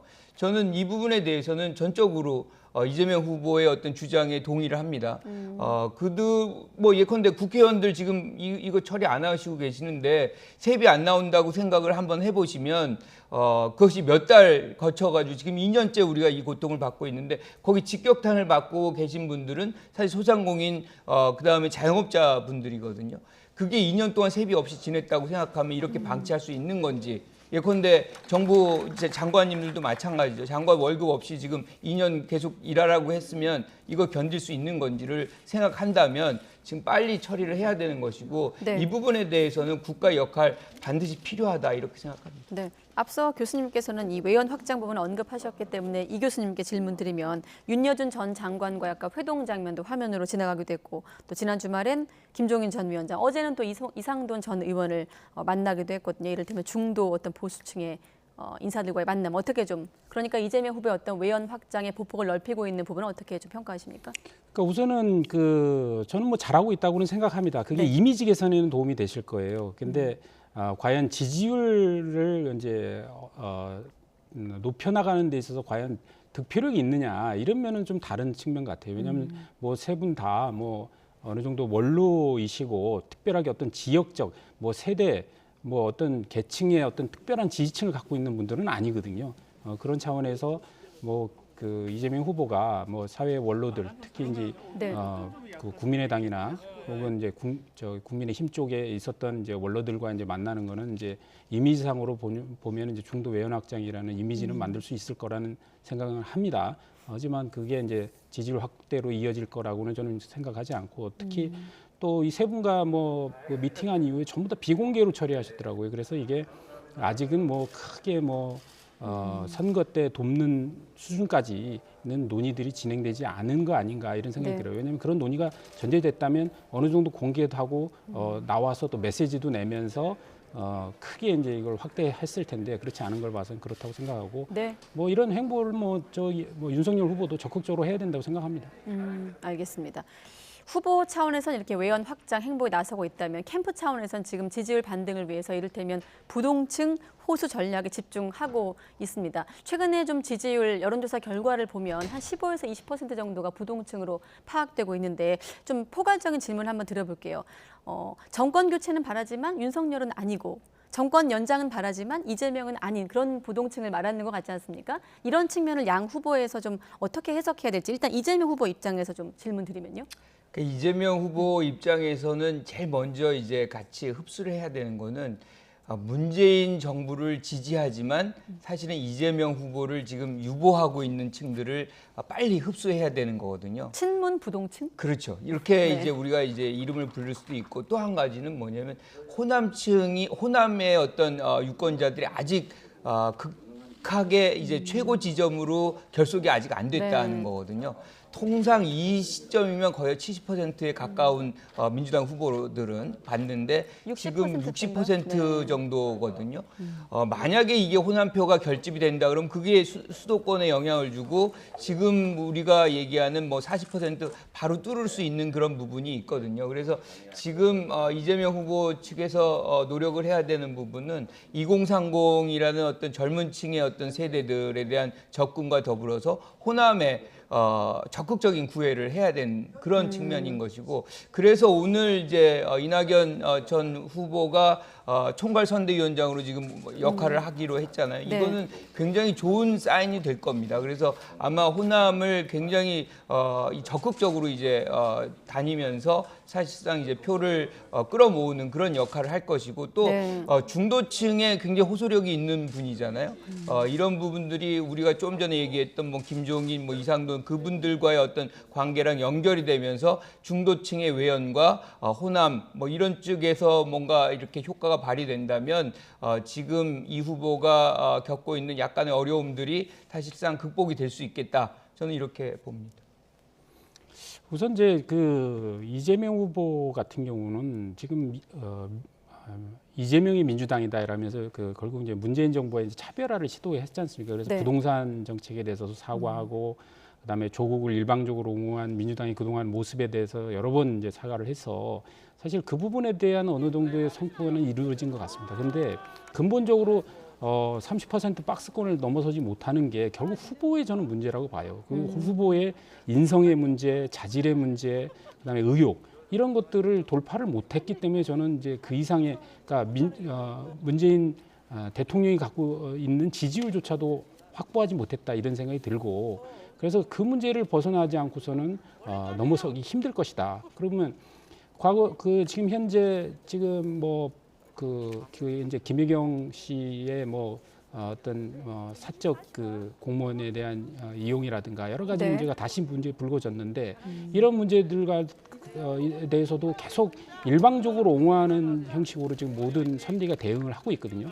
그랬을 때 과연 이낙연 총리가 지금 이제 이제 총괄 선대위원장을 맡았다고 한다면 과거에도 상임 고문을 맡았었고 호남의 지원 뉴스도 했지 않습니까? 결국 총괄 위원장을 맡는다는 건 뭐냐면 캠페인 방향을 바꿀 수도 있다는 점의 차이성이 있는 건데 네. 그렇다면 지금 같은 게 어떤 캠페인 방향이 아니라 다른 방식, 예를 들어서 그 공무원 어떤 사적 이용이라든가 이런 부분에 대해서도 단호하게 사과부터 하고 오히려 이런 걸 옹호하려는 여러 가지 시도에 대해서 오히려 그런 부분들에 대해서 제동을 걸고 이렇게 캠페인 전환을 할 수 있느냐 그거에 따라서 좀 많은 차이가 있을 수 있다고 보는데 네. 저는 쉽지 않을 것이다. 왜냐하면 상대 후보로 뛰었던 사람이 총괄 선대위원장을 맡아갖고 그 후보의 캠페인 방향을 좌우하기가 구도상 쉽지 않다 이런 점을 말씀드리고 싶습니다. 네. 이낙연 전 후보의 성격을 아시면 그게 그렇지 않다는 걸 금세 아실 거예요. 아마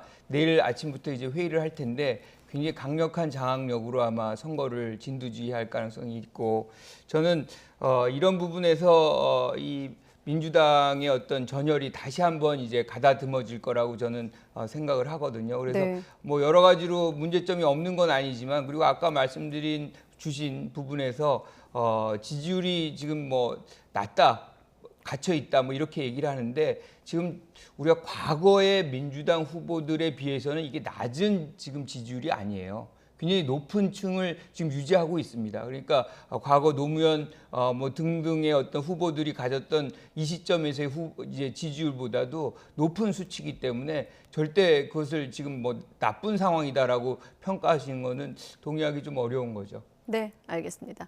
자, 이번엔 윤석열 후보 행보를 볼 텐데 과학기술인을 만났습니다. 일단 지금 보면 오늘 같은 경우는 탈원전 정책을 비판하면서 과학기술 분야 이제 공약을 이를테면 발표한 건데 최근에 보면 당은 좀 공세에 집중을 하고 후보는 정책에 집중하는 모습을 보이고 있거든요. 어떻게 좀 평가하십니까? 대선 앞둔 저는 과학기술 가서 한 메시지 아주 좋은 메시지인 것 같아요. 그러니까 과학기술의 영역까지 이념이 들어와서 정치가 그걸 이용하면 안 된다라는 말은 아주 좋은 말 같습니다. 그리고 특히 뭐 우리가 미래 산업 관련해서 뭐 AI든 뭐 빅데이터든 뭐 블록체인이든 이런 부분에 대해서 사실 이념이 낄 여지는 별로 없거든요. 네.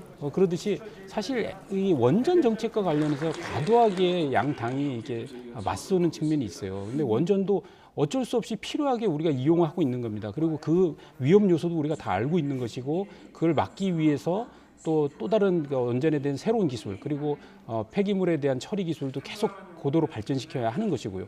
또한 동시에 신재생 에너지 부분에 대해서도 역시 기술 발전수를 고도화해야 됩니다. 이런 부분에서는 사실 과학기술자들끼리의 어떤 그 기술적인 어떤 식견들은 큰 차이가 없을 거라고 봐요. 이게 이제 정치권에 넘어오면서 원전 찬성이냐 반대냐 갖고 극단적 대립을 하고 있는 모습들을 전 지적한 것이라고 보기 때문에 네. 아주 잘했다고 생각이 들고 앞으로도 이런 부분에 대해서 좀 정치가 좀 탈이념해야 될 부분들은 좀 벗어나야 되지 않냐 이런 생각합니다. 그러니까 뭐 탈원전 지금 사실은 탈원전은 우리나라에서는 불가능해요. 그러니까 지금의 어떤 원전 수는 전 세계에서 제일 많습니다. 그거를 이제 안정적으로 관리하자는 차원에서 문재인 정부도 그런 정책들을 했던 것이고 지금 더 나아가서 이재명 후보 같은 경우는 탈원전이 아닙니다. 신재생에너지의 비중을 늘리자는 것이고 원전의 어떤 유지 그거는 계속해서 가져가는 병행을 이제 추진하는 겁니다. 그렇기 때문에 신한울 그 원자력 발전 지금 중지돼 있는 거 있잖아요. 두 가지를 지금 공사를 재개하는 차원에서 지금 접근을 하고 있습니다. 그래서 이런 걸로 본다면 네. 탈원전이 아니라는 것을 분명히 이제 말씀을 드리고 싶어요. 네. 자, 우리가 정치권 얘기를 하다 보면 가끔 편파나 반칙 얘기를 할 때가 있는데 베이징 동계올림픽에서 두 분도 아시겠습니다만 쇼트트랙 편파 판정으로 시끄러웠고 뭐 다른 목소리를 낼 수 없는 대목이겠죠. 정치권도 특히나 대선 후보들도 여기에 대해서 한 목소리를 냈습니다. 후보들 입장을 한번 정리해봤는데 이재명 후보는 중국 동네 잔치로 변질되고 있다라고 했고 윤석열 후보는 선수들의 분노와 좌절에 대해 깊이 공감한다. 심상정 후보 올림픽 정신이 훼손되었다. 안철수 후보 누가 봐도 잘못된 판정이다라고 이제 밝히고 있는데 뭐 이런 부분에 대한 후보들의 입장과 함께 최근에 토론회를 통해서 어떤 대중국 외교, 특히나 이제 사드 문제가 언급되면서 논란으로 불거지기도 했거든요. 대선 앞둔 시점, 뭐 11일 열린 토론회도 좀 기대가 됩니다만은 외교 문제, 특히나 중국과 관련해서 좀 변수로 작용할까요? 선거 국면에서의 주안점은 국민에게 있어요. 그러니까 유권자들의 마음을 헤아리는 이런 말을 안 할 수가 없습니다.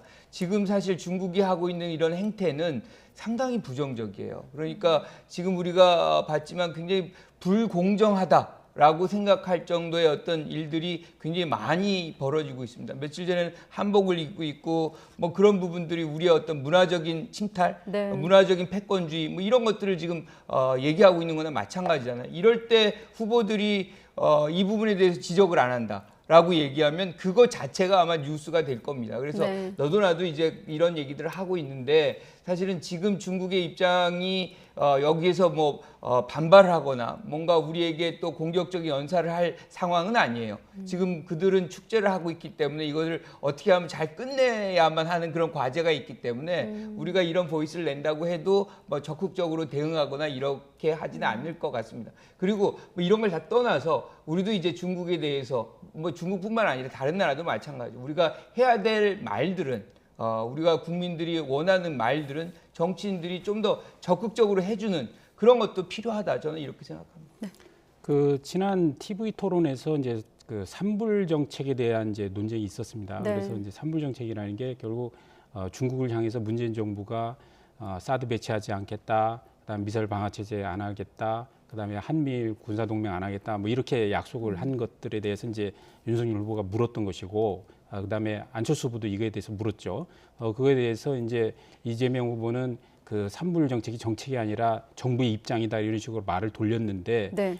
이 또한 이제 그러면서 이제 결국 중국이 경제적인 보복 이런 부분에 대한 이제 하면 어떡할 거냐 뭐 이런 식으로 오히려 얘기를 했거든요. 그 부분이 사실 젊은 층들에게는 굉장히 안 좋게 들렸다고 좀 보입니다. 그래서 결국 중국 경제적으로 대국이기 때문에 눈치 보는 거 아니냐 이런 지적을 할 수 있는 것이거든요. 네. 그래서 그런 부분에서 이번에 이제 쇼트트랙과 관련한 어떤 중국에 대한 여러 가지 반감들이 이제 결국 11일 날 또다시 이 부분에 대한 토론이 있을 텐데, 네. 이 부분 때 과연 이재명 후보가 어떻게 응수를 할지, 그리고 윤석열 후보와 안철수 후보가 어떻게 공세를 할지 이 부분을 좀 지켜볼 만한다고 생각합니다. 사드의 추가 배치는 좀 다른 얘기입니다. 그러니까 이거는 사실은 굉장히 국면 자체를 바꾸는 것이고, 이거는 한국의 얘기만이 아니에요. 그러니까 지금 성주에 있는 사드는 미군의 것입니다.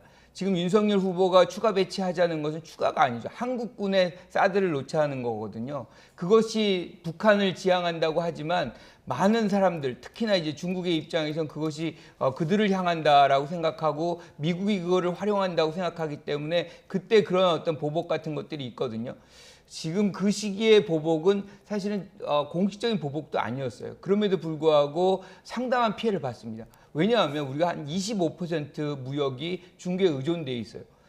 그것 때문에 무서워서 뭐 그런다는 것이 아니라 당장에 우리는 경제 무역의 의존도가 굉장히 높은 상황에서 중국과의 어떤 관계가 악화가 될 경우에는 우리 실생활에 타격이 됩니다. 네. 그러니까 사드의 배치가 결국 이제 공격 무기가 아니잖아요. 그건 철저하게 방어용 무기이기 때문에 중국을 상대로 설득을 해서 결국 북한 미사일을 저렇게 고도로 개발하고 있기 때문에 우리는 방어 체계를 할 수밖에 없다. 저는 오히려 이렇게 설득해야 된다고 생각합니다. 안보에 어떻게 양보가 있을 수 있겠습니까? 오히려 중국이 그러면 저 북한에 대해서 미사일에 대해서 철저하게 규제를 할 수 있게끔 비핵화로 나서게끔 오히려 그렇게 우리 정부가 요구를 해야 될 거라고 저는 생각합니다. 그거는 사드라는 무기 체계에 대한 이해가 사실은 떨어진다고 저는 생각을 해요. 왜냐하면 고고도 요격이거든요. 높은 데 있을 때 이제 요격하는 방식의 무기 체계가 사실은 이 사드고 패트리엇 2, 3 뭐 이런 것들이 이제 떨어지는 것이기 때문에 우리는 그걸로 충분하다고 얘기할 수는 없지만 사드가 북한에서 오는 걸 막기는 좀 다른 용도거든요. 그건 오히려 멀리 위에 높이 있는 것을 요격하는 것이기 때문에 사드가 북한의 어떤 뭐 미사일을 막는 우리한테 오는 그런 미사일 막는 그런 수단이다라는 것은 사실상 적절한 표현이 아니에요. 적합하지 않습니다. 일단 올림픽과 외교 문제 좀 다릅니다만 일단 정치권 한복판에 중국이 화두가 되었기 때문에 한번 질문을 드려봤고 혹시라도 토론회에서 이 문제가 거론되면 또 다시 이 문제를 짚도록 하겠고 시간은 거의 다 됐습니다만은 요 질문을 좀 짚고 간단히 넘어가도록 하겠습니다. 지금 보면 예결위 이틀째에서도 뭐 서로 대리전 성격의 어떤 공방이 오갔거든요. 대선을 29일 앞둔 시점 지금 보면 사실관계 확인이 된다기보단 좀 지리하게 공방으로 좀 이어지고 있는데 이런 공방이 좀 길어질까요? 여기에 대한 좀 생각까지 듣고 마무리 짓도록 하겠습니다. 예결위 관련해서는 저는 크게 무리 없이 저는 합의는 될 거라고 보고요. 문제는 이제 추경 예산의 이제 규모인데 이 부분에 대해서 김부겸 총리도 어느 정도 예산 증액에 대해서는 불가피하다. 그런데 어떤 이 부채를 과도하게 내면 결국 금리나 물가나 여러 가지 연동되기 때문에 쉽지 않다. 그래서 오히려 이제 여야의 합의를 이제 형식으로 이제 공을 이제 떠넘겼거든요. 근데 국민의힘 입장에서는 지금 정부와 지금 민주당이 어느 정도 합의를 하고 나서 얘기를 해야 되는데 어쨌든 예산 규모에 대해서 정부에서는 14조를 계속 고수하고 있는 것이고 그 경제부총리가 그다음에 이재명 후보는 계속적인 증액을 요구하는데 그 부분에 대한 합의도 없기 때문에 어쨌든 예결위 차원에서는 어쨌든 의원들이 머리를 맞대면서 결국 이제 소상공인의 어려움에 대한 손실보상 문제라든가 방역지원금 문제 등이 어느 정도 합의를 이뤘다고 보기 때문에 저는 어느 정도 타협은 될 거라고 생각하고 있습니다. 제가 시간 관계상 좀 추경안 관련해서 예결위를 여쭤봤는데 사실은 그 안에서 벌어진 네거티브 공방이 질문이었는데 일단 거기에 대한 전망은 교수님한테 듣기로 하고 네거티브 공방 어떻게 좀 전망하십니까? 대선을 앞두고. 네거티브 공방은 계속 이루어지고 있어요. 거의 이번 선거는 네거티브 선거다라고 할 정도로 거의 일관되게 네거티브를 하고 있습니다. 양 후보들의 어떤 의혹들이 많이 제기가 되고 있는데 제가 좀 아쉬운 거는 국민들은 사실상 향후 5년 동안 내 삶을 어떻게 개선시킬 것인가에 대한 그 역량이 있는 누가 또 그러한 비전을 제시하느냐 그런 후보를 지금 이제 가늠하고 평가하고 검증하려고 하는데 그런 부분들이 이 네거티브 때문에 다 막히고 있어요. 왜냐하면 그게 선정적이거든요. 그러다 보니까 이제 판단 기준들이 흐려지는 이런 장면들이 있기 때문에 국민을 위해서라도 지금 제 정당들은 네거티브를 지향하고 사실상 비전 경쟁을 해서 우리가 TV 토론이라든가 이런 부분에서 실질적으로 누가 우리의 미래를 이렇게 밝게 만들어줄 수 있는지 특히나 코로나 시대를 누가 극복을 원활하게 할 수 있는지 그거를 이제 규명하게 해드려야죠. 네. 오늘은 여기까지 듣도록 하겠습니다. 김관욱 계명대 교수, 이기재 동국대 겸임 교수 두 분과 함께했습니다. 오늘 고맙습니다.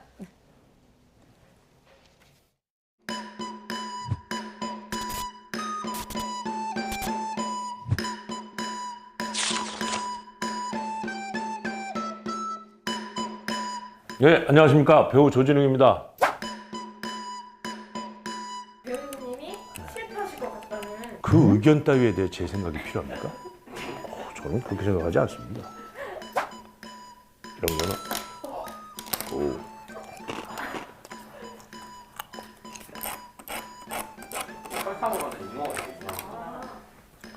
실패했어. 에이, 오징어 게임 보니까 막 핥고 막 이러던데.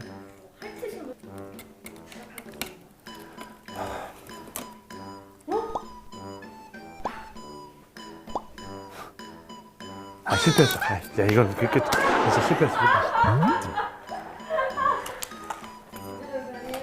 저는 비록 이 게임에 실패했지만 우리 국민 여러분, 우리 투표에 참여하셔서 꼭 좋은 대통령을 뽑는 데 성공하시기 바랍니다.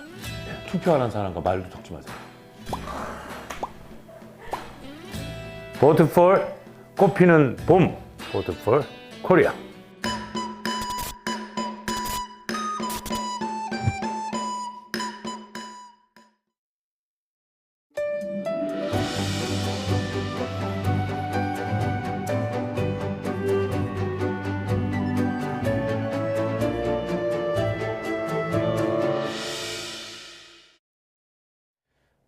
자동차에서 휴대전화 충전 많이 하시죠? 특히 송풍구에 무선 거치대를 꽂아서 쓰는 분들이 많은데요.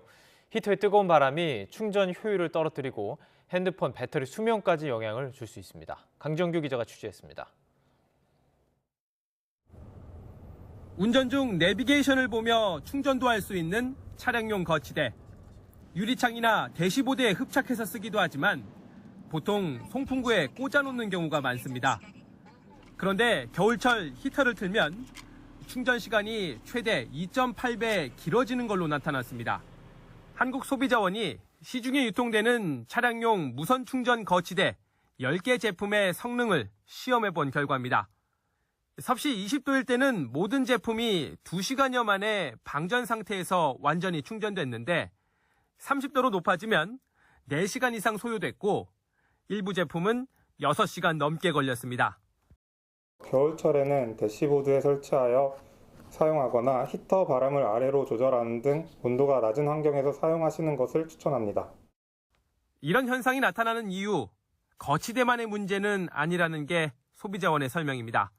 온도에 민감한 2차 전지의 특성상 스마트폰 제조사들이 영하의 추위나 30도 이상 뜨거운 상태에선 고속 충전을 제한하도록 설계했다는 겁니다. 특히 무선 충전은 에너지 손실로 인한 발열 때문에 자칫 배터리 수명까지 짧아질 수 있습니다. 일반적으로 유선 충전에서 허용되는 충전 가능 온도 범위보다 무선 충전이자 거기에 더해서 고속 충전이 가능한 온도 범위는 더 좁다고 보시면 됩니다. 실제 유선 충전기의 경우 20도나 30도 모두 1시간 남짓이면 충전 완료. 무선 방식보다 효율이 2배 이상 높았습니다. 전문가들은 가정과 사무실에서도 무선 또는 고속 충전 대신 가급적 유선으로 충전하는 게 좋다고 권고합니다. YTN 강정규입니다. 한국인 흡연자의 연기 흡입량이 국제 표준보다 3배 넘게 많은 것으로 나타났습니다. 질병관리청은 오늘 2020년 한국인 관련 담배 흡연 습성 및 행태 조사 결과를 발표하고 한국 흡연자의 한 개비당 총 담배 연기 흡입량이 1,441ml로 국제 표준인 455ml의 3배 이상이라고 밝혔습니다. 또 한 개비당 연기 흡입 횟수가 20.4회로 국제 표준의 1.6배, 1회 흡입량은 73ml로 2.1배 정도 많았고 흡입 속도 역시 초당 48.2ml로 2.8배 빠른 것으로 조사됐습니다. 주택 매수 심리가 위축되면서 서울의 부동산 경매 시장에도 찬바람이 불고 있습니다. 그런데 똘똘한 한 채 선으로 강남 3구의 고가 단지에는 오히려 수요가 몰리고 있는 것으로 나타났습니다. 강희경 기자가 보도합니다. 서울 수유동에 있는 한 아파트 단지. 지난달 전용 면적 63제곱미터형이 최저 입찰가 5억 3천만 원으로 경매에 나왔습니다. 지난해 같은 면적 최고 거래가보다 1억 원 넘게 낮은 금액이었습니다. 그러나 입찰자가 한 명도 나오지 않으면서 결국 유찰됐습니다. 이처럼 대출 규제와 금리 인상 등으로 얼어붙은 주택 매수 심리가 부동산 경매 시장에도 영향을 미치고 있습니다. 지난달 서울의 아파트 경매 낙찰률은 48.6%. 경매에 나온 아파트 가운데 주인을 찾은 물건이 절반도 되지 않은 겁니다. 감정가 대비 낙찰가인 낙찰가율도 떨어지는 추세입니다. 지난달 서울 경매 낙찰가율은 103.1%로 지난해 2월 이후 11개월 만에 가장 낮은 수준을 기록했습니다. 반면 강남 3구 고가단지에는 여전히 열기가 유지되고 있습니다.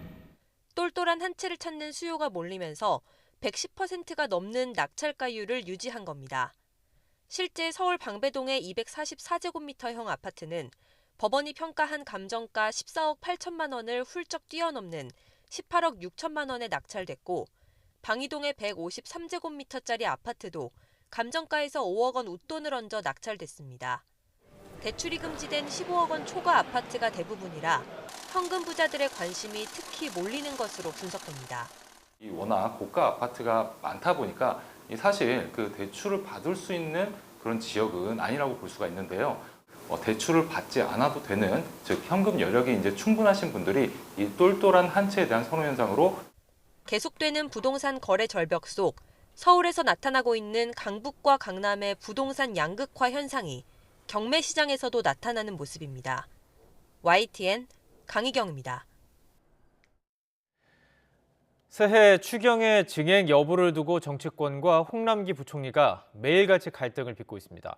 홍 부총리는 여야가 합의를 해도 증액은 안 된다며 강하게 반발하고 있는데요. 반대하는 이유를 권남기 기자가 살펴봤습니다. 여야가 합의를 하더라도 그거를 확대할 수 없다, 추경 증액할 수 없다고 말씀하신 걸 그 뉴스를 듣고 너무 화가 나서 민주주의의 기본 원리를 근본적으로 부정하는 발언을 하는 게 탄핵해라, 민주주의를 부정한다, 탐관오리다. 각종 비판에도 홍남기 부총리가 여전히 추경 규모를 늘리면 안 된다고 고집을 부리는 이유. 지난달 추경 발표 당시 나왔던 말 속에서 엿볼 수 있습니다. 추경 규모는 소상공인 지원 소요, 통화물가 등 거시 측면, 그리고 초과세수 등 재정 여건, 국채시장 여건 등 여러 관련 상황과 변수들을 종합 고려하여 판단하였습니다. 소상공인 지원 필요성과 함께 추경 규모에 영향을 받는 물가나 나라빚 등 경제 전반도 살펴야 했다는 겁니다. 먼저 나라빚을 보면 올해 1,000조 원을 돌파하며 규모도 커지지만 빚이 늘어나는 속도가 빠르다는 게 더 큰 문제입니다. 지난해 더 들어온 세금 수입으로 빚을 갚으면 된다는 주장도 있지만 4월 결산 이후에 보면 추가 세수로 국가 채무를 줄이는 방식으로 할 수 있기 때문에 빚 없는 추경이 충분히 가능하고요. 지난해 나라살림 여윳돈인 정부 세계 잉여금을 추산해보면 실제 빚 갚는 데 쓸 수 있는 최대치는 채 8조 원이 안 된다는 분석도 나옵니다. 일단 14조 정부안 추경만으로 지게 될 빚이 11조 3천억 원입니다. 더 거둔 세금으로 메꿀 수 없는 건 물론이고 추경 규모가 늘면 나라빚도 그만큼 늘어납니다. 당장 금리와 물가도 문제입니다. 나라빚 내는 수단인 국채를 더 많이 찍어내면 채권 금리가 올라가며 은행이 대출금을 마련하는 조달 비용을 늘리고 결국 대출 금리가 오릅니다. 추경 규모가 커지면 시중에 더 많은 돈이 풀리며 물가도 더욱 상승 압박을 받을 수밖에 없습니다. 물가 상승은 다시 금리 인상을 불러옵니다. 일단은 소상공인한테는 안 좋을 거고요. 왜냐하면 부채를 갚아야 되니까. 그 가계부채의 위험도가 상당히 올라갈 가능성이 있고요. 돈을 푸는 게 되기 때문에 그 인플레이션 우려가 당연히 있는 거고요. 정치권의 추경 증액 요구에 대한 재정당국 수장의 반발이 계속되는 가운데 증액 거부권을 가진 정부가 결국 어떤 선택을 할지 주목됩니다. YTN 권남기입니다. 북한이 이틀 동안 우리의 국회격인 최고인민회의를 진행했습니다. 김정은 국무위원장은 회의에 참석을 하지 않고 조용히 지나갔는데요. 다음 주로 다가온 김정일 생일을 염두에 뒀을 가능성이 높아 보입니다. 한현희 기자가 보도합니다.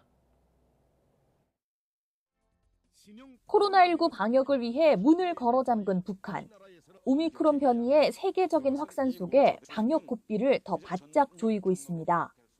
바늘 끝만한 틈도 순간의 회의도 절대로 용납할 수 없다는 것을 다시금 깊이 자각해야 합니다.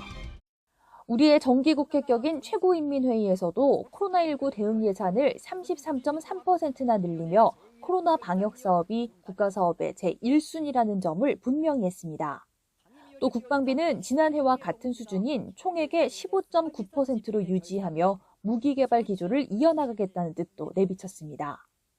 올해 내각의 과업이 명확히 제기되고 국가 예산도 옳게 편성되었다고 하면서 전적인 지지와 찬동을 표시했습니다. 지난달에만 7차례나 미사일을 쏘아 올리고 핵실험과 대륙간 탄도미사일 발사 재개를 시사했던 만큼 김정은 국무위원장이 최고위원회의에서 추가 대외 메시지를 밝힐지 주목됐지만 김 위원장은 회의에 참석하지 않았고 별도의 대외 메시지도 없었습니다. 대외 분야에서 특별히 변화된 상황도 없고 베이징 동계올림픽과 미러 갈등 그리고 코로나 지속 등으로 대외 메시지 발산 여건이 충분하지 않다는 점이 고려된 것으로 분석합니다. 정규군 창건일인 건군절 74주년도 대규모 기념 행사 없이 당에 대한 충성만 강조하고 지나갔는데 오는 16일 김정일 생일 80주년이나 4월 15일 김일성 생일 110주년 같은 대형 기념일을 계기로 메시지를 내놓을 가능성이 크다는 분석입니다. YTN 한현입니다.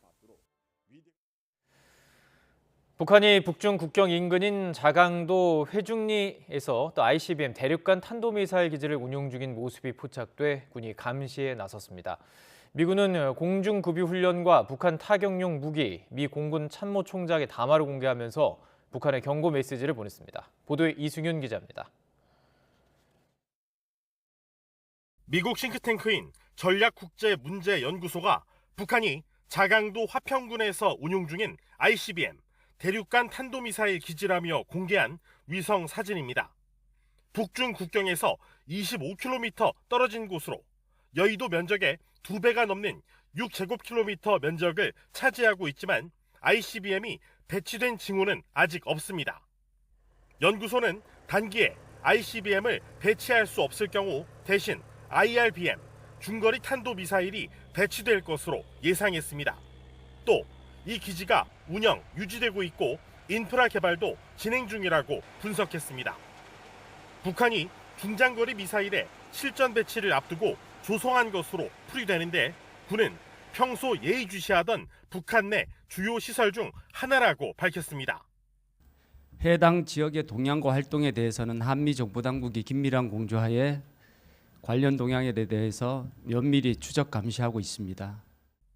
이런 가운데 지난 2일 미 공군은 한반도 상공에서 F-16 전투기의 공중급유 훈련을 실시했습니다. 이어 4일엔 찰스 브라운 미 공군 참모총장이 주한 미 7공군을 대상으로 지난달은 세계 안보 환경이 가장 역동적이었던 시간이었다며 철저한 대비태세를 강조했습니다. 같은 날 폴 러케머라 주한미군 사령관은 군산 미 8 전투 비행단을 방문해 정밀 유도 무기인 합동 정밀 직격탄을 전투기에 장착하는 모습을 지켜봤습니다. 북한이 지난달 30일 중거리 탄도미사일을 발사한 지 며칠 안 된 시점인 만큼 미국이 대비태세를 강조한 가운데 우회적인 대북 경고 메시지를 보낸 것으로 풀이됩니다. YTN 이승윤입니다. 타이완이 그동안 금지해왔던 후쿠시마산 식품 수입을 재개하자 일본 정부가 환영한다고 밝혔습니다. 일본은 한국과 중국을 겨냥해서 수입 규제를 철폐하라고 요구했지만 원전 사고의 부작용 여전히 현재 진행형입니다. 도쿄에서 이경화 특파원의 보도입니다. 지난 2011년 원전 사고 이후 타이완은 후쿠시마를 포함해 방사성 물질의 영향이 우려되는 5개 지역 식품 수입을 전면 금지했습니다. 이 조치를 풀면서 수입 재개로 들어오는 식품 전량을 통관 검사하고 방사선 검사 결과를 내라는 단서를 달았습니다. 포괄적 점진적 환태평양 경제동반자 협정 CPTPP 가입 조건으로 일본이 수입 재개를 요구하자 타이완이 결국 받아들인 모양새입니다. 타이완 정부 발표에 일본은 즉시 환영의 뜻을 밝혔습니다. 今般の台湾側の決定により日台間の経済関係及び友好関係がさらに深化することを強く期待をしています. 일본 정부는 그러면서 한국과 중국을 겨냥해 후쿠시마산 식품의 안전성을 계속 설명하겠다고 강조했습니다. 역시 CPTPP 가입을 추진하고 있는 두 나라에도 수입 재개가 전제 조건임을 우회적으로 드러낸 겁니다. 일본 정부는 국내외에 후쿠시마 부흥을 선전하고 있지만 후유증은 여전합니다. 최근에는 사고 당시 어린이였던 후쿠시마 주민 등 6명이 원전 운영사인 도쿄전력을 상대로 첫 집단 소송을 제기했습니다. 모두 갑상선암 환자인 이들은 당시의 방사능 피폭이 발병으로 이어졌다고 주장하고 있습니다. この事実を人に話すことで差別を受けるのではないかと、手術を行った後も体調がずっと優れず 사고 당시 18살 이하였던 후쿠시마 주민 중 갑상선암에 걸렸거나 발병이 의심되는 사람은 266명으로 다른 곳에 비해 눈에 띄게 많습니다. 고이즈미 씨 등 일본 전 총리 5명이 유럽연합에 이런 취지의 서한을 보내 탈원전 정책을 촉구하자 일본 정부와 자민당은 일제히 비판을 쏟아냈습니다. 放射線による健康被害が生じているという誤った情報を広め、いわれのない差別や偏見を助長することが懸念されるもので 원전 사고와 암의 상관관계는 이제 법정에서 가려지게 됐지만 눈앞의 현실을 편견이라고 주장하는 일본 정부의 말이 설득력이 있을지 의문입니다. 도쿄에서 YTN 이경아입니다.